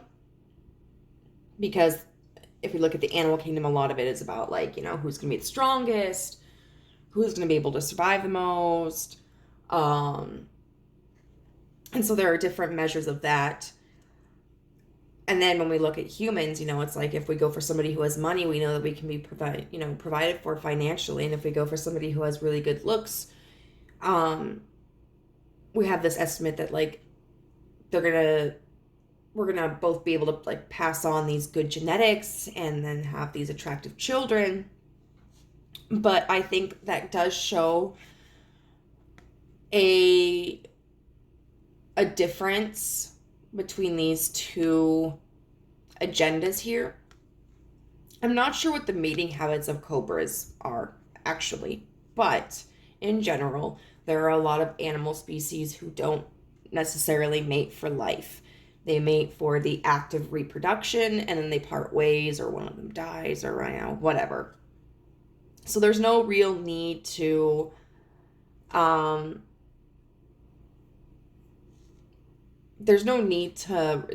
be manipulative in the ways that humans need to be manipulative, because they're just like, we're here to, wham bam, thank you ma'am. But when we come to humans, In a lot of cultures, monogamy is still kind of the cultural norm. And so a lot of times we can be fixated in our ego about what we think our needs for a partner are. Because we want someone that is going to benefit one of our needs, whether our family likes them, or whether it gives us social status, or whether they're going to be a good parent, what have you. I think this person is really concerned about, someone who is attractive, someone who would look good on them, somebody who boosts their ego. And then we have these coins going into like these little drums or these bowls. And so I think this person is very concerned about like the physical world and material wealth. So if that sounds like somebody that you're dealing with, let's get into it. We're going to look at how they view this connection first, like how they would define it. Sometimes that helps us to understand, give more context to I'm not going to, I don't know, we have the Knight of Wands here. Okay, you know what? Fine, I'll take it. We have the Knight of Wands, but that can help us understand the context of like the rejection. So the Knight of Wands, which is a very flirtatious, sexual energy. There is certainly a heart.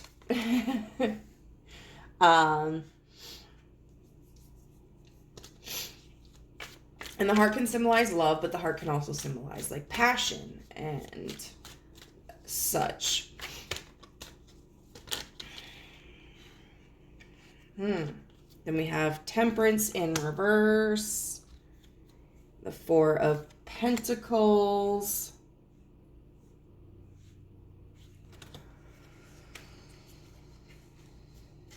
Do I want to draw another one?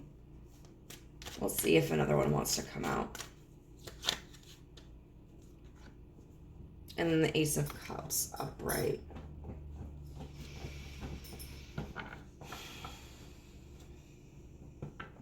So overall,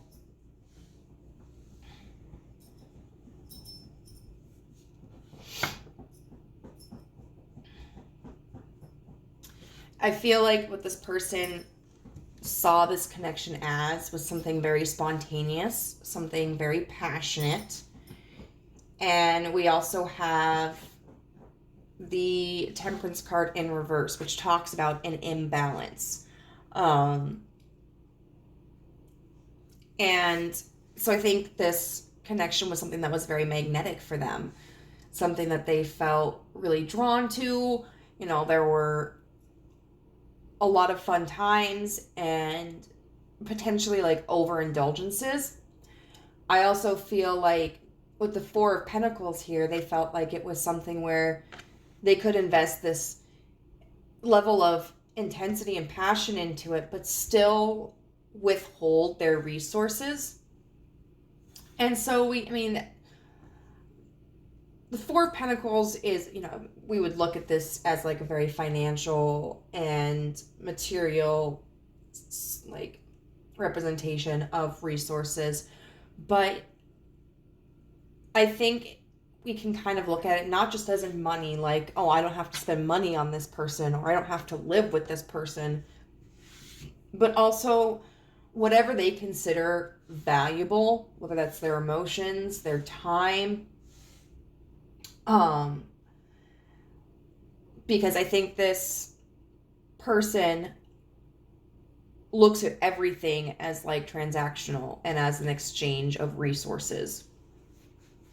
And then we have the Ace of Cups here, which I feel like means they could have potentially started to experience a deeper, like, they could have, I don't want to say deeper, because I feel like this person isn't used to like investing emotions at all. So that would be kind of like dividing 0 by 0. But I feel like this person may have started to experience an emotional connection here. And we could look at it as like deeper in the sense of feeling a genuine sense of care and consideration and value for this connection. We could also look at it as, I think, just also kind of keeping this playful. Like, the Ace of Cups is the very beginning. It's nothing serious. It's just light and it's fun, and you don't have to go too far into it. Okay, so we're gonna see why they rejected you.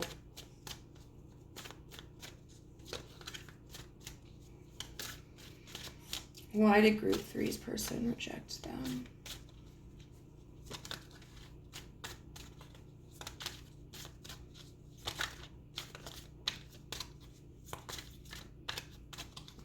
All I can think of is Frodo. All right then, keep your secrets. I love meme culture so much. I really do. Like, I'm so proud of us for that. Why did group 3's person reject them? The Devil. The Devil can talk about addictions. It can also talk about pride. The Magician in reverse. The Hierophant in reverse. We have 3 major arcana all in that strip. And then the Queen of Pentacles in reverse.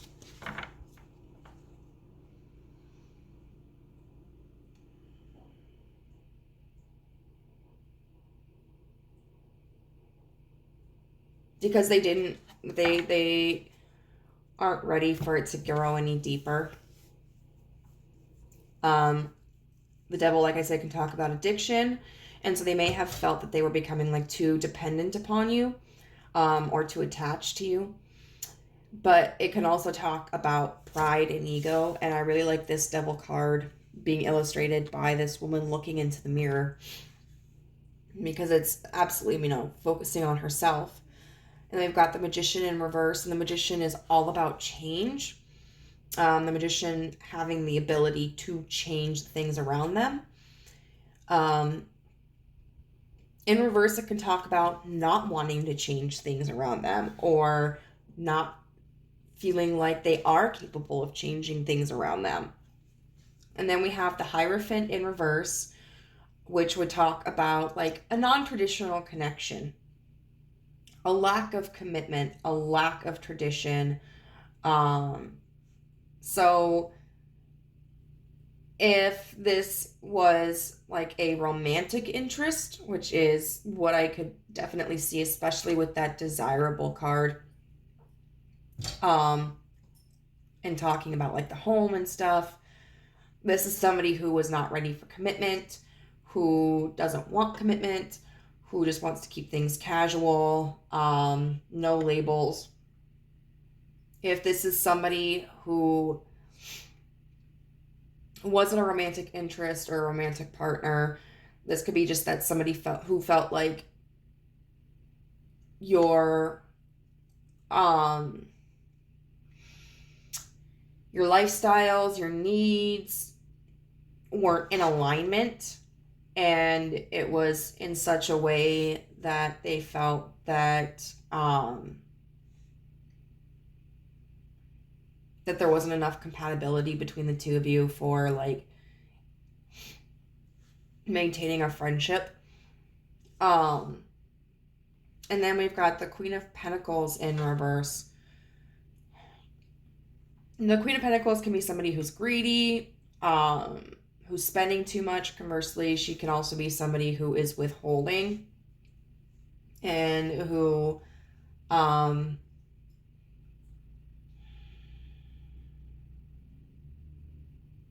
isn't isn't like wired or doesn't have the capabilities at that point in time to nurture other people. I mean, we look at this Queen of Pentacles here, and she can, like, she's cooking, she's cleaning, she's rocking the baby. Like, she's a queen, but she's still doing all of these other things that you wouldn't expect a queen to do.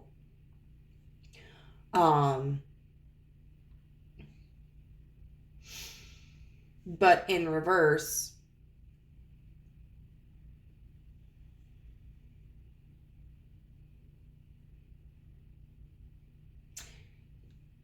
the Queen of Pentacles in this deck strikes me as somebody who's not that generous, you know, who would be expecting others to do these things for her, you know, who would have a chef, who would have a maid, who would have a nanny,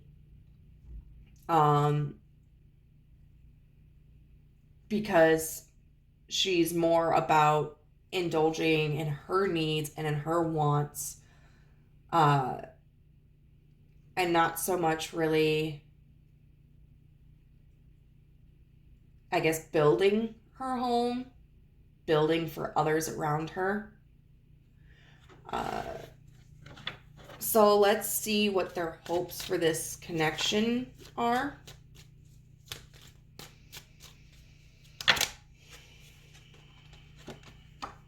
The Tower in reverse.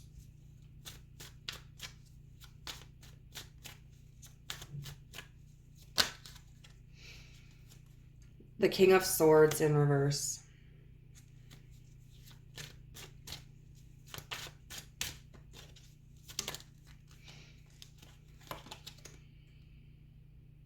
The Five of Swords.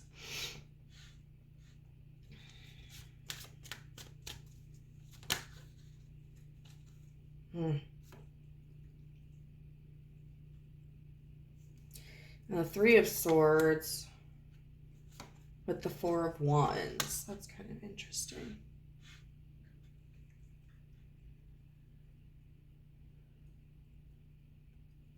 But it makes sense to me.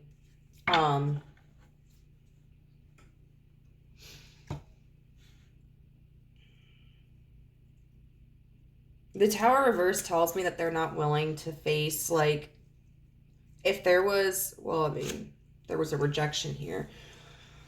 So there was very likely some, you know, pain and trauma and confrontation. I don't think that they have any intention or any desire to, like, confront that. If you still maintain connections with this person, I think that they're just going to kind of pretend that that didn't happen. They may still interact with you and be jovial and be friendly, or they may be somebody who actively avoids you. But I think that with this Tower card, and I mean, we've got so many swords here. I feel like they hope this can just go away, that they can just ignore it, that they can just gloss over it. This King of Swords here is somebody who is going to block their energy. They may not be openly communicative, but they will defend themselves if they feel like they are being confronted or held accountable or criticized. So I would say that, like, if you do try to talk to this person about it, they may be somebody who is so defensive that what you say isn't going to sink in. You know, it's like, I don't know, if you think someone's going to throw a rock at you, and then so you run inside and lock the door, but it turns out they were going to, I don't know, throw a stuffed animal at you, and it was like you overestimated the amount of damage that this object was going to cause and what it was, and so you just kind of already, like, cut off your defenses. Well, you you build up your defenses, and without taking into consideration like what this person had, and I mean, which, you know, someone's going to throw something at me, and especially if I think they're mad, I'm probably going to do the same thing, but I'm not always coming up with the best analogies. But like, say, you know, you as a stuffed animal thrower were just playing around and they took it seriously, and then like you're knocking on their door and you're like, hey bro, like, come out, let's hang out, and they're like, no, you just threw a rock at me, and be like, no I didn't, it was a stuffed animal, I was just teasing you, come on, let's go, and they're like, no, you threw something at me. Like, I don't think they take the whole context of the situation, and they're so busy being defensive that they don't absorb the information that you try to express to them. This Five of Swords tells me that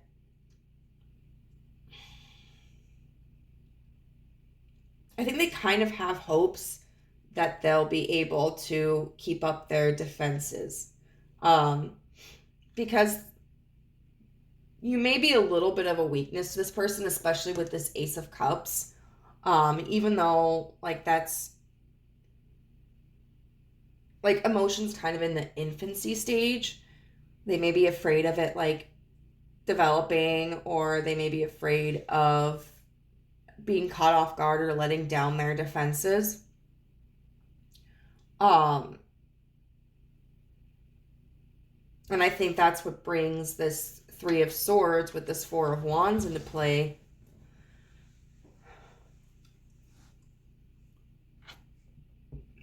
Because I feel like they've been hurt in connections before.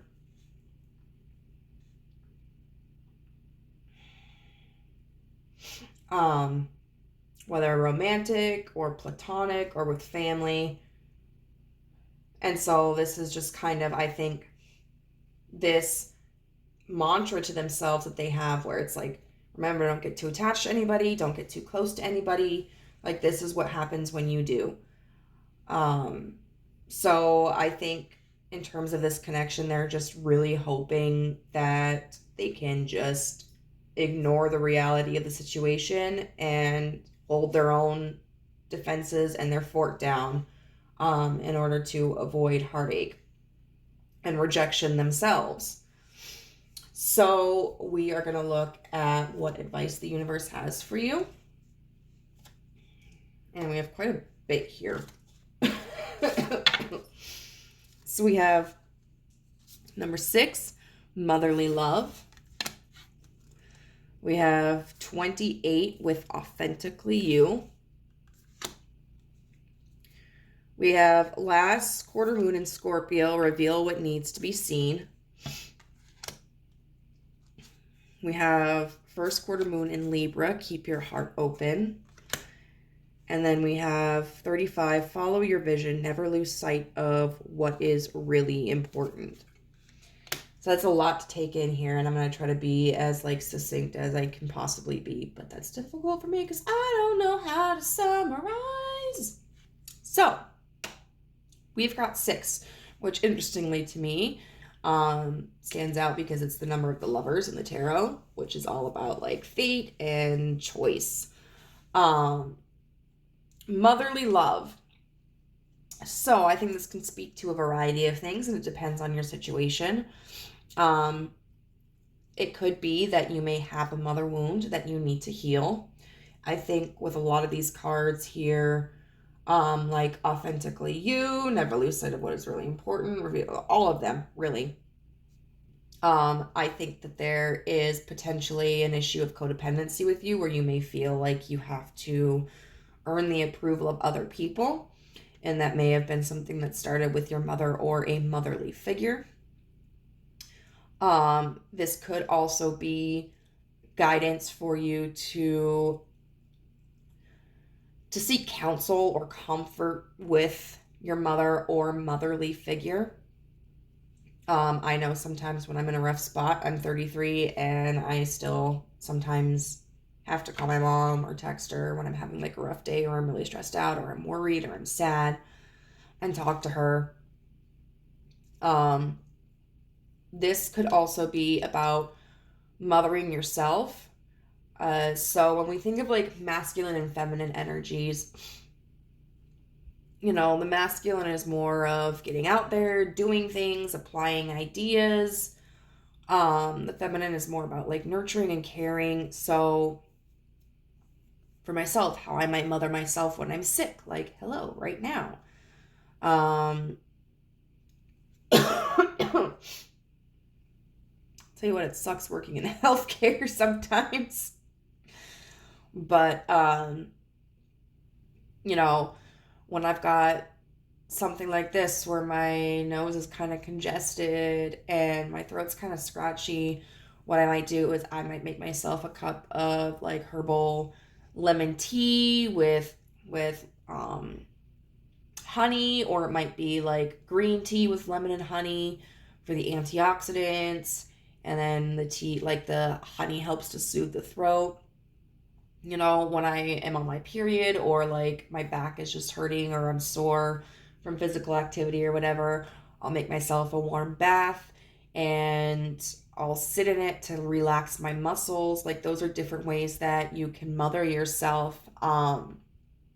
Spend some extra time on yourself, pamper yourself, you know, because sometimes when we don't get that kind of attention from somebody else, it can be really painful, but we always have the ability to offer it to ourselves. Like I just literally went and bought myself like this $6 mini bouquet of flowers from the gas station because I kind of felt shitty.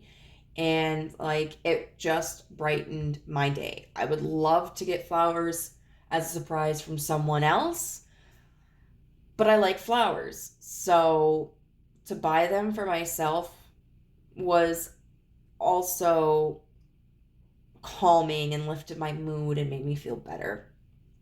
And then with 28, we have authentically you.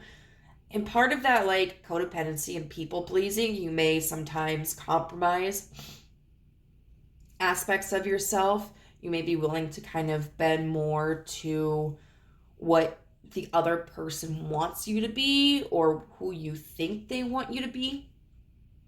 So for instance, like with this connection, like they wanted it seems to be something lighthearted and superficial. And maybe you wanted something deeper, but because you were looking for comfort and companionship in whatever way you were willing to kind of toss your needs aside and entertain a superficial connection, but that wasn't necessarily emotionally fulfilling for you. And so you may need to work on allowing yourself to be genuine with yourself and with others regularly. And it may be difficult at times to kind of ascertain, like, is this a part of who I really am? Or am I just people pleasing? But the more that you're yourself, the more you're going to attract people who value you for you and who share the same kinds of goals and values that you do and want the same kinds of connections. And then I'm going to start with the first quarter moon in Libra with Keep Your Heart Open. Libra is all about balance, and that's kind of been, I don't remember if pile 1 had a Libra card as well, because I did that like several days ago.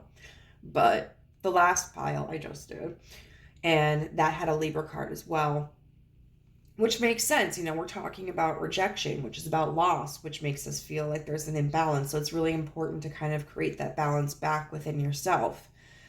And this Keep Your Heart Open. So first quarter moons are talking about what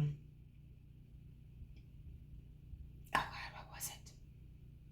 Oh, it says the first quarter moons allow us to see the challenges and the ways through which we can overcome those challenges. So a challenge might be like feeling rejected and being scared of being hurt again, having your self-esteem lowered, being suspicious of other connections. But the way to overcome like this loss and past losses and that feeling of unworthiness is to keep your heart open.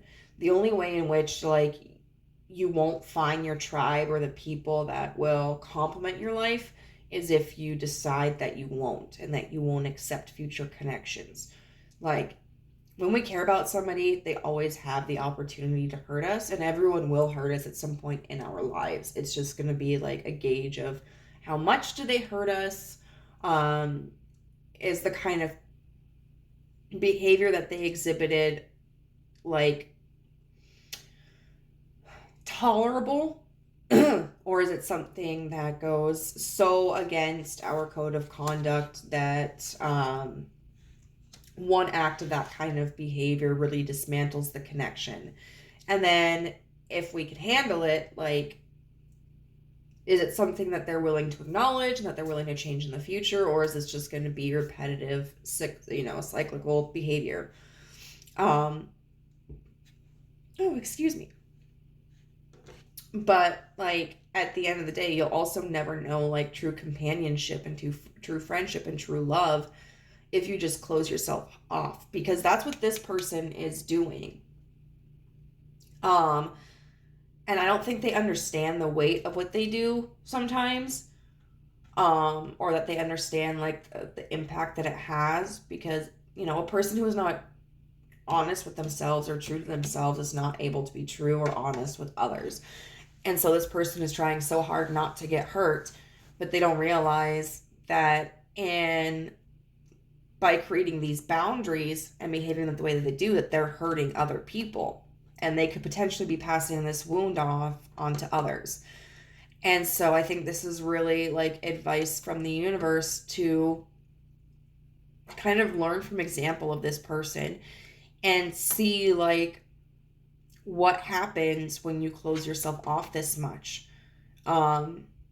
You numb yourself to your own emotions, and you numb yourself to other people's emotions, and then you wind up living this kind of like superficial life that is lacking a sustenance or some quality to it that makes it, healthier and deeper and more gratifying. And then, you're also like putting other people in pain. And so the universe is just really encouraging you, like, keep your heart open, even though right now, like, it's in pain from the rejection of this person. And then we have last quarter moon in Scorpio with reveal what needs to be seen. And last quarter moons are about sweeping out like the dust and the debris before the new moon. Things that need to be cleaned out before we can progress into the new chapter. Scorpios are like water signs, but on the same token, they have like that little bite to them. It's kind of like, the scorpion can benefit you. Like, I think they eat insects, so they could like kind of take care of some pests in your yard or whatever. But at the same time, like, if you antagonize them or you're not careful to watch out for them, they'll be like, they'll sting you. And so it can be,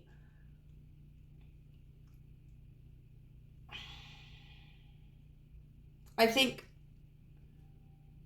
a warning to like be careful not to become bitter and allow yourself just to kind of sting people, for small mistakes or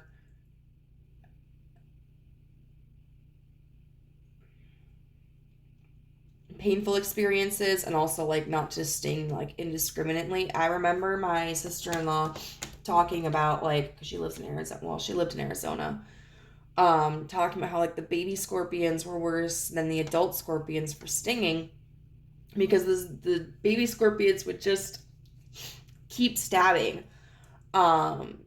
whereas like the adult scorpions would really only stab you if you were like messing with them, and they would just do it like once. So you think about like the baby scorpions don't have all that experience. They haven't developed fully. And so they're just gonna like attack. just like sporadically. And we can look at a guarded heart as being underdeveloped, and the adult Scorpion is more conscientious of its behaviors, just like somebody who has an open heart. There's a certain level of guardedness you may want to have. That's part of, I think, what's also coming in with like motherly love and authentically you, like not giving so much of yourself to someone else that you aren't able to like conserve any of that for yourself. But this reveal, what needs to be seen, I think is just a call for you to look at this situation more objectively, because you may have kind of developed an illusion about what the circumstance was, and may have just gotten very attached because of your feelings, which, hey, like, I get that. This pile is probably talking to me too. And so you may need to step back and acknowledge, like, yes, I have feelings for this person in this way, whether it's like I have a crush on them, or I'm in love with them, or I care about them deeply as a friend. This connection does have importance to me. This connection does have meaning for me. And I do cherish this connection for what it is and what it was and what it offered me. But I have to take a step back and I have to look at, like, okay, where were the flaws of this person? Like, because I think you may have put them on a pedestal. What were red flags that I ignored or that I missed? And accepting that this connection, for as much as I do value it and cherish it, just cannot offer me what I need. And that's okay. Like, I think that goes into follow your vision, never lose sight of what is really important, because I think at the end of the day, I know this pile is for me. What at the end of the day is you may have attached a certain outcome with a certain person, and that person, I think, definitely is worth love and has a lot of potential, but they have to be the person that decides if they're going to live up to that potential or not. But I think you became so focused on the person that you lost sight of the outcome, and it's the outcome that's really important. It's finding the person who meets your needs, and who reciprocates your values and the direction of this connection. That's really important. And if this person can't meet those needs, and isn't on the same page about the connection, then it's a point where we have to decide, okay, what's going to fulfill me more? Is it going to be this person, or is it going to be the outcome that I'm looking for, the kind of connection that I want? And I think what's really interesting here is we have two of these cards that have like two of the very same animal.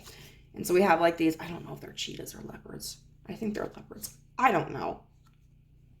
But that's not important. They're big cats. And then we have these two wolves. And if this is like a romantic connection, I think of, I don't know if all wolf breeds do this, but apparently like gray wolves typically mate for life, and it's usually the leaders of the pack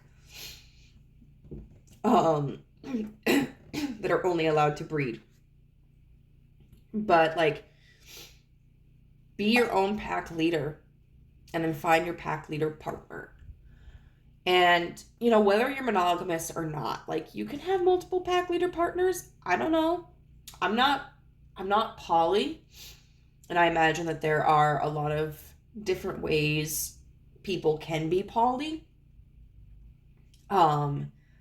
I know I do typically come out with like a very monogamous scenario or explanation, and that's just kind of because like I myself am monogamous, but not everybody lives that way. And that is perfectly acceptable. And even if this like isn't a romantic connection, I think it's more about finding your tribe, finding your pack, Okay, sometimes a jaguar and a wolf can cooperate together. Sometimes they can be buds. Like sometimes a chicken and a wolf could be friends. Like we've all seen those weird dodo bird videos, on Facebook, where it's like the unusual animal friends. And it's not to say that people from different walks of life and people with different like ideas and values can't cooperate with each other. But I think right now the focus is to just kind of the guidance is to focus on what you really want, because the person that's going to be able to, like, who has the same ideas as you for what they want in a connection, whether it's like they want to be a romantic couple and be official, or as friends, like they want to have a more solid connection where you guys like, goof off and do weird shit and like just be lazy some days, but also where you can have like really deep talks and someone that they can call at 3 o'clock in the morning when they're feeling sad, and when you're feeling sad, you can call them at 3 o'clock in the morning too, where there's like this level of reciprocity, because even if you may be different in different areas of life, it's going to be really important that you prioritize this emotional connection, this desire for emotional connectivity in your relationship, so that you can find somebody who would fit in your pack, who would be a part of your pack and would work with it. So finally, we're going to get into some guidance here. Well, I mean, we've all been going through some guidance, but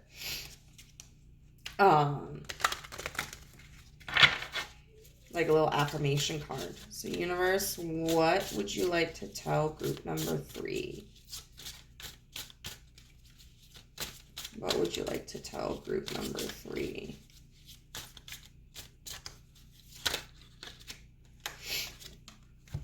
I balance my masculine and feminine sides. The masculine and feminine parts of me are in perfect balance and harmony. I am at peace and all is well. So you may struggle with a sense of balance. You may at times feel like you have to give everything and then all of a sudden it's like give nothing. Or like, you need to take action towards this, and then all of a sudden it's like, well, that's not working. Like maybe I just need to pull my energy back and not do a damn thing. I think the universe is really calling for you to just work more on that balance within yourself, and just listen to your intuition. And sometimes that takes practice, but just trying to find whatever ways you feel comfortable in being action oriented, and then maybe being more behind the scenes or more passive, and not trying to like force yourself to be one way or the other in order to be the type of person you think is going to get the kind of person that you want, because at the end of the day, you just being who you are is going to attract the person that you want. So, and then it's also, I think, about like not just giving, but allowing yourself to receive. Like, don't be the person who just gives and allows someone else to take everything without reciprocity. So pile number 3, I hope that helped you. If this resonated with your situation, I would love to know how in the comments below, and I will see you in the next reading. Bye. Hey, group 4. So if you chose fluorite, find peace within, then this is going to be your reading. Before we get started, I just want to apologize because I sound like crap, and that's because I knew I was sick for like the past couple of days, but every time I went to work, I would do a COVID test and it would come back negative.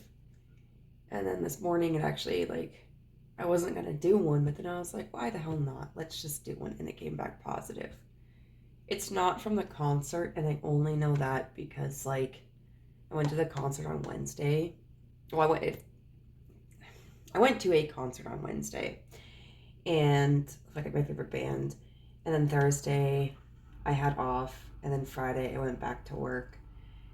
And they were like, surprise, we have like 5 people who have COVID in the building. And I was like, great.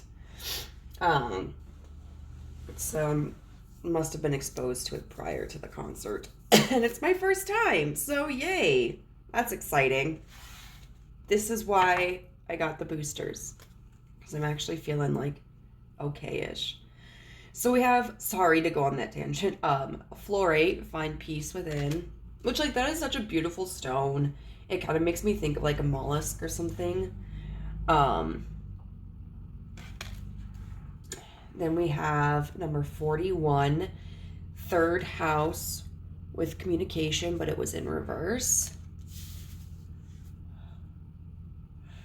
And then, sorry, we have number 14 with manifester. Affirmation, I am manifesting what I see in my mind's eye. And this is the image. So this is a general profile of this person who rejected you, and if this energy doesn't fit with who you had in mind, you may want to pick a different pile. Also, please understand this is going to be from their perspective, so if it does fit, then the cards, like the sentiments that are being expressed here may not be, like, they're not objective realities, they're subjective, and this person may have a pretty well-rounded opinion of what's going on, or they may not. Sometimes it's just helpful for us to try to understand the way a person thinks, whether their thoughts are accurate or fallible. So with this third house communication card, this feels like to me somebody... Why? They were so quiet until now. I swear. These guys. But I feel like this is somebody who is, like, in your immediate surroundings, because it talks about, like, being in your neighborhood, being in your local stores, being on your block. So I think this is somebody that you regularly come into contact with. And with the communication card being in reverse, I feel like this person may obviously not be the best at communication. We have these 2 birds that are flying towards each other, but something like, you could look at it as, okay, this one's like perched, and then this one's like coming down to it. So, like, in the upright position, it can look very friendly, but in the reverse position, it kind of reminds me of, like, manga when they have the little circle and, like, the lines, you know, to show, like, an intense scene or an action scene. It kind of looks like they might be sparring or getting really agitated with each other. I think this person is somebody who tries their best to understand other people and their points of views, but may have difficulty doing so. They may not know kind of which questions to ask in order to better frame their understanding of a person's position. Or they may have kind of like tunnel vision and focus on one part of the message. Kind of like, they might look at the small details rather than the big picture, or vice versa. And so that can skew their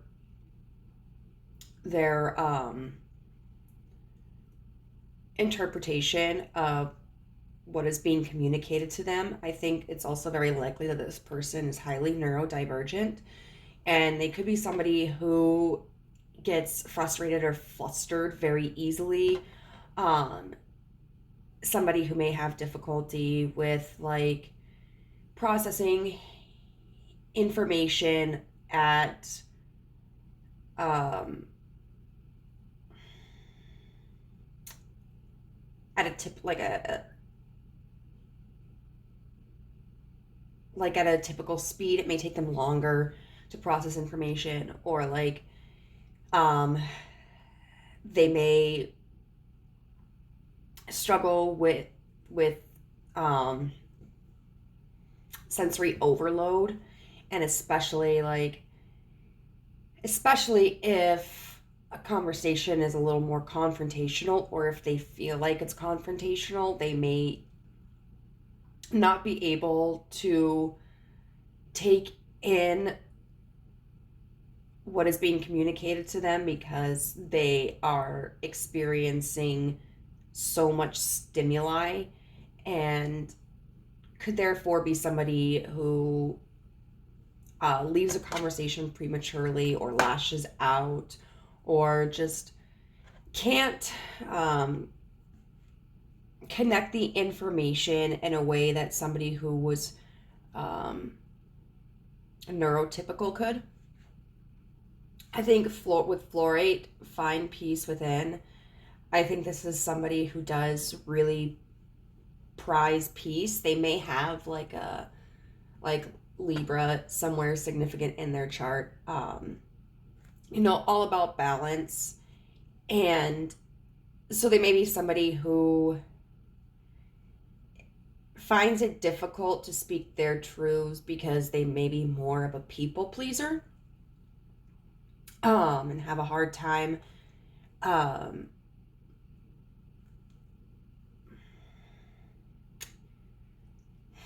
not just standing up for themselves, because I feel like it goes even deeper than that.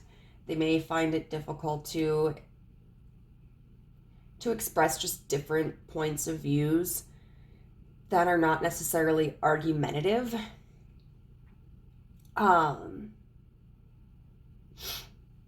Because I think when this person is in a peaceful environment, it's easier for them to keep the peace within themselves, and so they may prioritize everybody else's happiness and comfort over their own.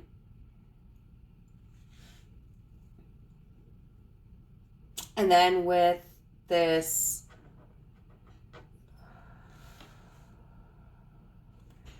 manifestor card, we have here the Swan, which typically talks about soulmates.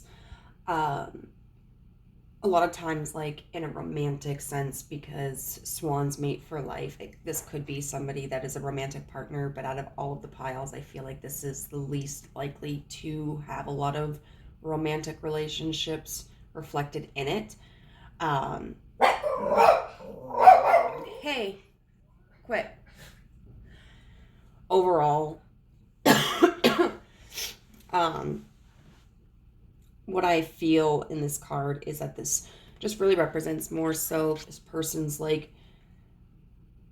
sense of loyalty, also their penchant for aesthetically pleasing environments.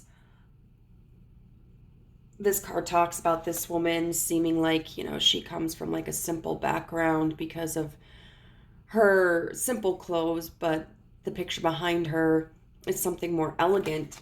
And so it's kind of like a rags to riches story. So this could be somebody who may want to live a life entirely different from what they do live.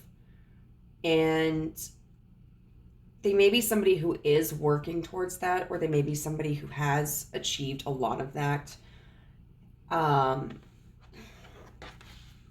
This card does talk about this person being a really good manifester, and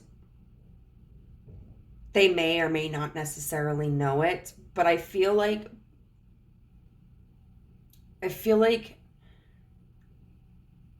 this also demonstrates that they are a very visual person. So they may find difficulty in understanding concepts just through verbal communication or text communication. It may be beneficial for them to see illustrations or hands-on demonstrations of concepts that are being discussed, because their brain may just operate on a wavelength where it understands visuals far better than it understands words. And so overall, I feel like this person is a pretty genuine soul. They do have a certain sense of independence, but I can also see how this person might be somebody who, if there's a connection where like maybe two people are at odds with each other and they're kind of like stuck in the middle, where maybe they would side with the person who was most aggressive just because that would ensure more of keeping the peace, even if it wasn't like, even if making that decision didn't reflect how they genuinely felt about the situation. This could also be somebody who, because of struggling with like, trying to kind of avoid stress and potentially being neurodivergent, somebody who, if under extreme stress or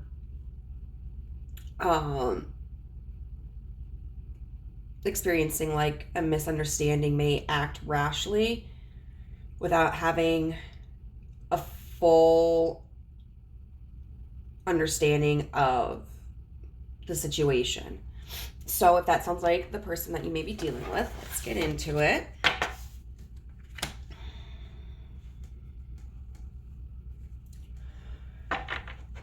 All right, so we're going to first look at how they viewed the relationship, because sometimes that can provide context as to like the reason behind their rejection.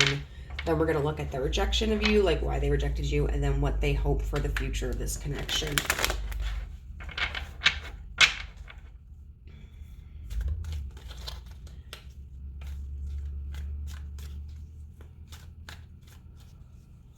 Okay, so how does group 4's person view the connection with them?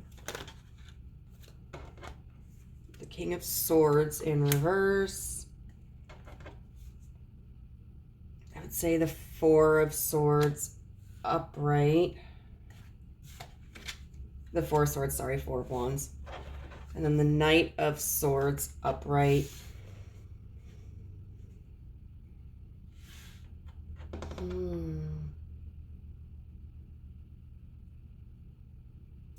Yeah, so there is a little bit of like this torn energy, where this King of Swords is like this really cut off energy, this guarded energy. Somebody who's very stern, somebody who's very strict, somebody who is not open to communication. But then there's like this Four of Wands, which talks about like this creative stability, and it's a card of celebration. And then the Knight of Swords.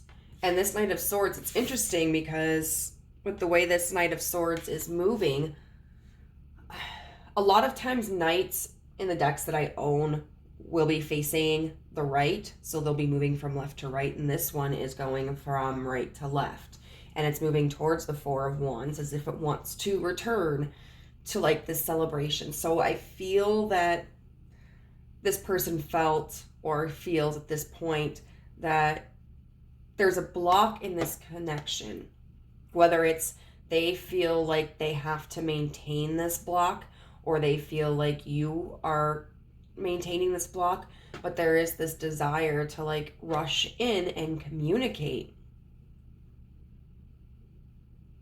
It's kind of like the energy of like when there are two people who are best friends but they're fighting, and then like one person like I don't know, sees a funny meme or whatever, and it's like, oh my gosh, I need to send this to my best friend. And they start to like download the picture and put it in a text, and then realize like, oh yeah, I can't. We're not talking. That's kind of the feeling that I get right now. So we're going to get into why they rejected you.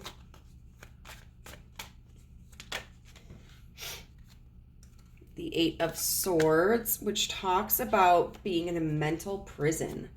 You know, here we have like this star shining over this young woman and these swords surrounding her, but the blades are like all on the ground. And then there's a clear opening where there are stairs, but she's blindfolded. So she doesn't know which direction to go. She doesn't understand that she's literally right at the stairs and she can leave at any time. So from her perspective, like there's danger all around her. But her hands are free, so she could take that blindfold off at any point in time. Okay, so why did they reject group 4? The Two of Swords in reverse. You know, it's funny because we have this card about communication, and then we're getting all of these swords cards. And then the High Priestess in reverse. Ooh.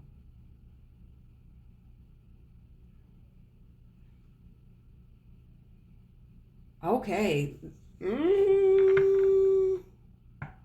Was there a secret between the two of you guys? Was someone keeping a secret?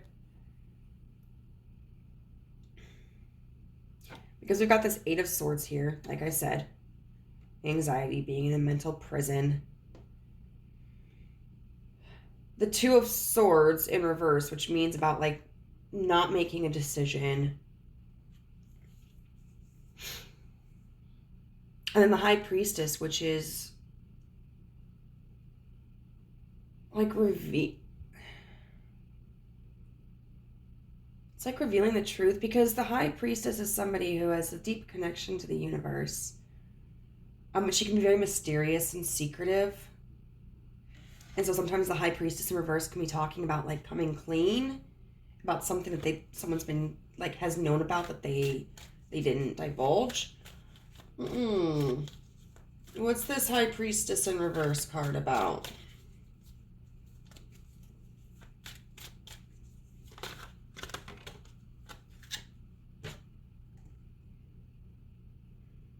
The Four of Pentacles in reverse.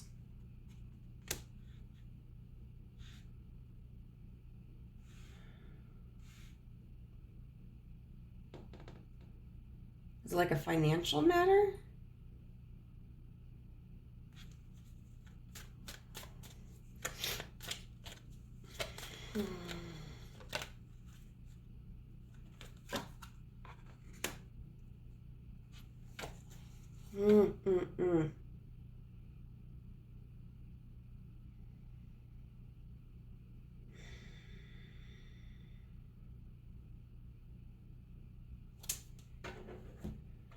Okay, we're gonna get a clarifier for this Page of Swords.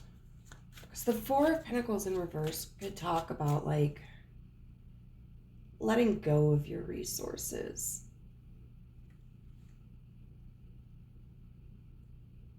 The Page of Swords.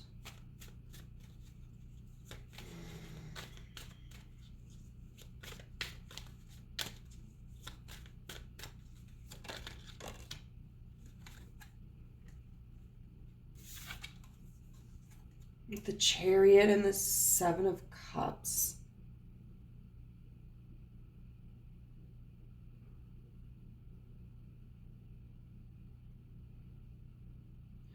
Okay, so there's a secret. I really feel like that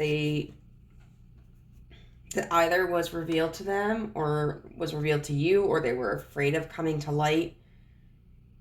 And it's got something to do with moving on in a different direction. Maybe someone was actually moving.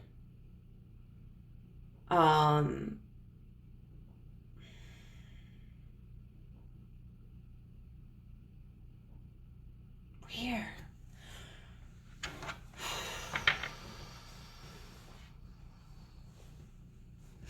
So we've got the Chariot, which talks about moving in a direction that, like, best serves us.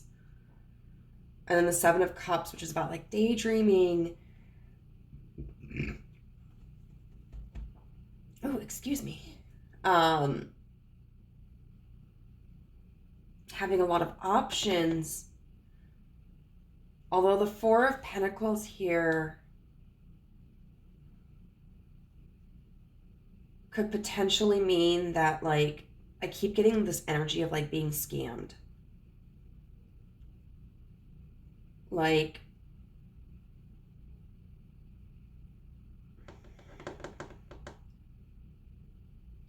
someone who communicated, like,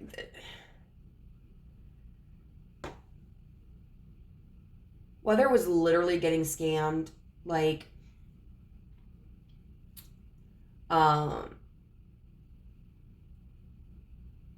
someone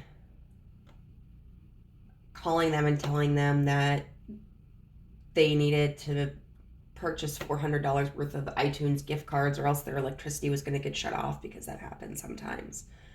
Or whether it was like, if they accepted this job in another town or something and it was made out to be bigger than what it was, and it's not what they thought. Like, they thought they were going to be given, like, a certain position, or they were going to be getting more money, or it was going to be more luxurious, and it ended up not meeting their expectations. They may feel like that is a scam, and so they may be, like, kind of ashamed to talk about it. I feel like this is just an energy of really being ashamed about something. And so it's like, so it's not so much a rejection of you as it is of themselves, because I feel like they're just afraid that you're going to reject them. So I'm curious, though, like, why is this King of Swords there? For how they saw the connection. The Ten of Pentacles. Stability. Oh.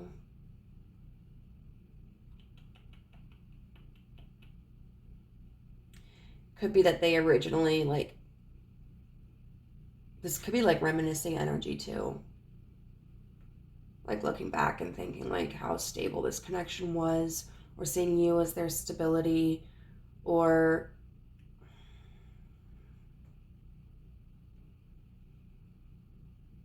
they could have tried to pursue something different, thinking that it was going to be this really bountiful opportunity for them, and it could have created a wedge between the two of you, and they might be feeling like it really was a mistake.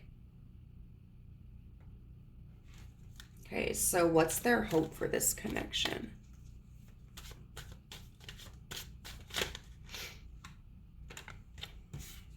The Sun.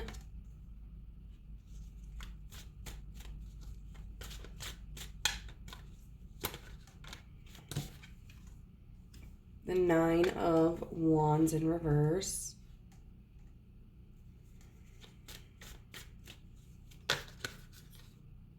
Oh. And the King of Pentacles. Okay.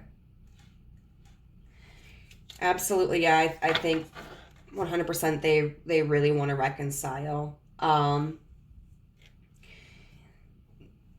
Sun is a very hopeful, ambitious card. The Nine of Wands in reverse can talk about letting go of burdens and directions changing. And the King of Pentacles is, like, the most stable of the court cards that we have. So I really feel like this person wants to reestablish your connection, that they want to reach out, that they want things to enter into a positive phase again, and that the two of you can overcome this. So we're going to look at some advice that the universe has for you. I think we should also, it's worth noting that in these cards, 14 and 41 were in there. And I always think it's very fascinating when we have numbers that are flipped. So 1441 or 4114 could be significant, or 14 or 41 reduces down to like 5, which can talk about like struggle, but also adaptability. And then we have 10, feel the power of your blood and your ancestors. You are not alone. 17, multi-dimensional you. And then first quarter moon in Cancer, push through any insecurity. So first of all, I would say that with this, feel the power of your blood and your ancestors card. This could potentially be advice for you to consult with your family, whether it's your blood family, your adopted family, your foster family, your chosen family. Sometimes it can be really helpful to get a third party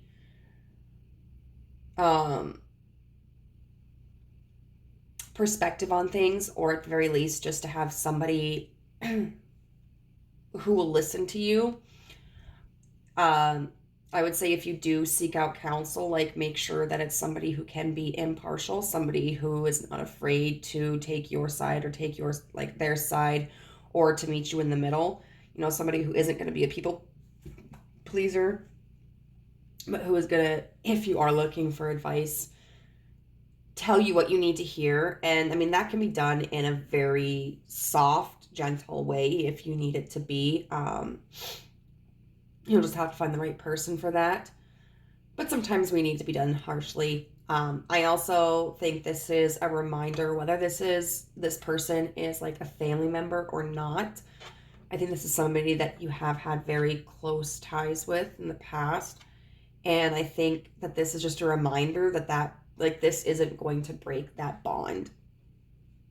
All relationships go through ups and downs.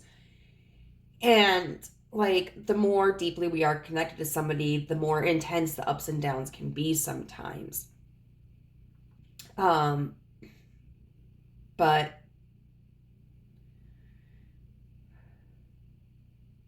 depending on like what this situation is, because it would be up to the both of you to decide like whether this relationship was salvageable or not. But sometimes our friends or our family do hurtful things, or we feel like we haven't been taken into consideration, or sometimes like we do hurtful things, and it can be embarrassing and it can be shameful, and we can feel like the relationship is too broken to be glued back together. But as long as two people are humble enough to listen to each other and to admit their faults, and promise to like improve within the connection, then it is worth salvaging. And it might be worth noting, like if you do have a conversation with this person, where especially like if it's a serious conversation about what happened, how can you communicate with them differently? Because they just may have a difficult time communicating the way that you communicate. And maybe at times you felt like they weren't taking you into consideration, or that they weren't listening to you, or that they were just being intentionally combative. But it might just be that like they don't think the way that you do, and they need things like recontextualized. And sometimes there's a little bit of push and pull on that. It's trial and error. But if you make a genuine effort to try to find a way to communicate in a manner that meets this person's like needs, I think that's gonna take a huge burden off of this connection at times. I think it's really interesting that we also have the power of your blood and your ancestors. And then with this card here, we have like these roots here, but it kind of reminds me of like DNA. Which I think could also be a sign to like just be true to who you are. Like, don't try to manipulate your DNA. Don't try to shift into somebody else. Like, just go back to your roots and make sure that you are showing up in a way that's authentic to yourself.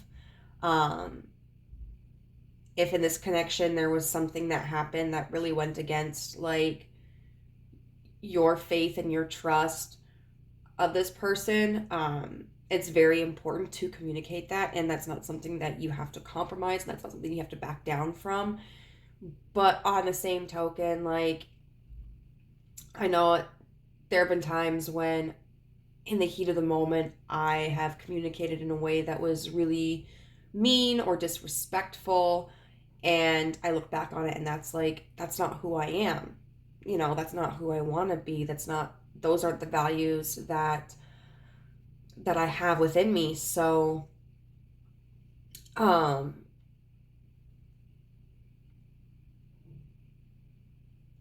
am I? Like, what is a way that I communicate, that I want to communicate, that I feel aligns more with me? I think this is also just a reminder that like you are more than any one thing. And this connection, even though I feel like you care deeply for this person, you may feel like this connection has kind of pigeonholed you. Or that like it's kind of just identified you, but you exist like outside of this connection. And maybe it was that like maybe you moved on, like maybe you branched out, and maybe this person feels left behind and feels like they lost you and their stability. But like,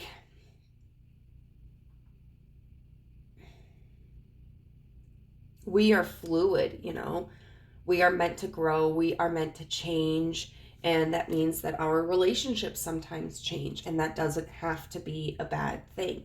Just because you might get a new job or just because you might move to a new town doesn't mean that you are shedding yourself of all your previous connections and who you were in back there. It just means that you're developing and you're growing.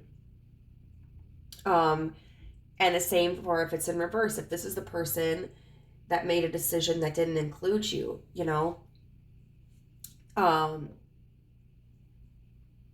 so regardless of which position you're in, I think the universe is really encouraging you to remember, like, it's great to prioritize our connections in our life, but we also have to prioritize ourselves, and we have to be willing to allow ourselves room to grow and expand and experiment. And we are not defined by just like one connection or one interest, or one moment in our lives. That we are a combination of a multitude of experiences. And so it's really an injustice to try to limit ourselves or limit somebody else down to like a few basic categories. And then the first quarter moon in Cancer, push through any insecurity. So Cancers can be kind of like very codependent, they want to like nurture somebody, but then they're also like really sensitive, but then they try not to be sensitive, but like their feelings are like all squishy on the inside, but they have this little hard shell. And although I will say this, the best boyfriend I ever had was a Cancer. Very sweet guy. And first quarter moons are all about like looking at the challenges that we have ahead of us and trying to find solutions to them. And so I do think that there's a certain level of codependency that you have with this connection as well. Where you may feel like they let you down or you let them down. And I think this is really a big call that you sift through those emotions and try to understand like where that originates from. It's very important for us to not ignore what we're feeling, but we must allow ourselves to delve into the depths of those feelings and not just experience them at surface level. Because if we're just experiencing them at surface level for the entirety of the experience, all it is just a perpetual cycle of those emotions. But if we allow ourselves to experience those emotions and then like, if they're lingering, like, okay, why am I experiencing this? Why did I get jealous? Why do I feel like I let them down? Why do I feel like they let me down? And you start to really dig deep into the roots of where that issue originates. That's going to help you heal. That's going to help you grow. That's going to help you learn independence from this connection and any other connections you have, so that you can respect this person as an individual and respect yourself as an individual. And in doing that, like, you're going to enjoy life so much more, and you're also going to be able to enjoy your connections a whole lot more. So finally, we are going to get like an encouragement card from the universe.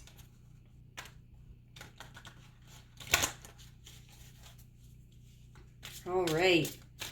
So what do you want to tell pile 4? You know what? We'll take them. This is like the most of any group, but we'll take them. Okay. I open new doors to life. I rejoice in what I have, and I know that fresh new experiences are always ahead. I greet the new with open arms. I trust life to be wonderful. So no matter where you and this person are at in your lives, like whether you part ways or whether you come back together, like there are always going to be new experiences. You could have new experiences with this person. You can also have new experiences in other avenues. And it doesn't detract from this connection at all. I release all fears and doubts. I accept myself and create peace in my mind and heart. I now choose to free myself from all destructive fears and doubts. I am loved and I am safe. And really that's where a lot, codependency comes from, is this feeling of not being loved and of not being safe, and feeling like somebody else is kind of like our security blanket. And I'll tell you what, like, when I allow myself to experience those deep emotions, there have been times where I've just kind of acknowledged my inner child, and I've been like, it's fine. Like, I understand why you're sad. I understand why you're scared. You needed somebody to protect you when you were a kid, and you didn't have anybody back then. But guess what? Like, you have me now. Like, we're going to be fine. We're going to be safe. And like, that's actually really calming. And then it says, I am totally adequate for all situations. I am one with the power and wisdom of the universe. I claim this power, and it is easy for me to stand up for myself. And sometimes change is scary. Like, we cling to things because they're familiar and we know how to operate within them and they're predictable. But at the same time, like, we don't grow and we don't change if we remain dormant. Like, I've had my best friend for years. I've known him since he was 16, but we are vastly different people than we used to be growing up. And our relationship is vastly different. And that's an amazing thing. If we were still the same people we were when we were 16, that would be problematic. If we were still at the same points in our lives when we were 16, that would be problematic.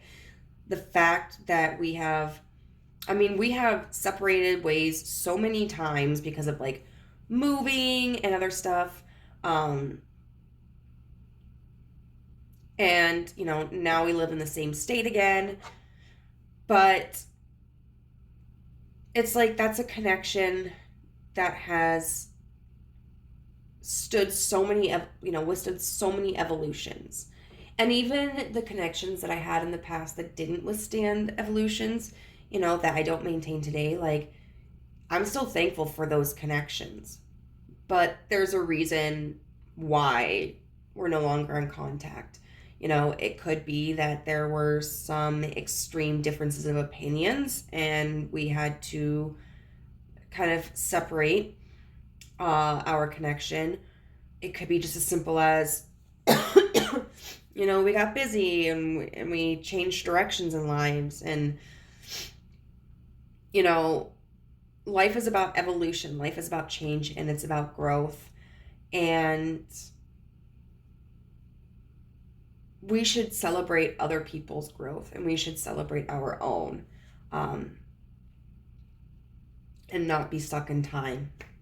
So I hope that helped you, group number 4. If it did, I would love to hear your story in the comments down below, and I will see you next time. Bye.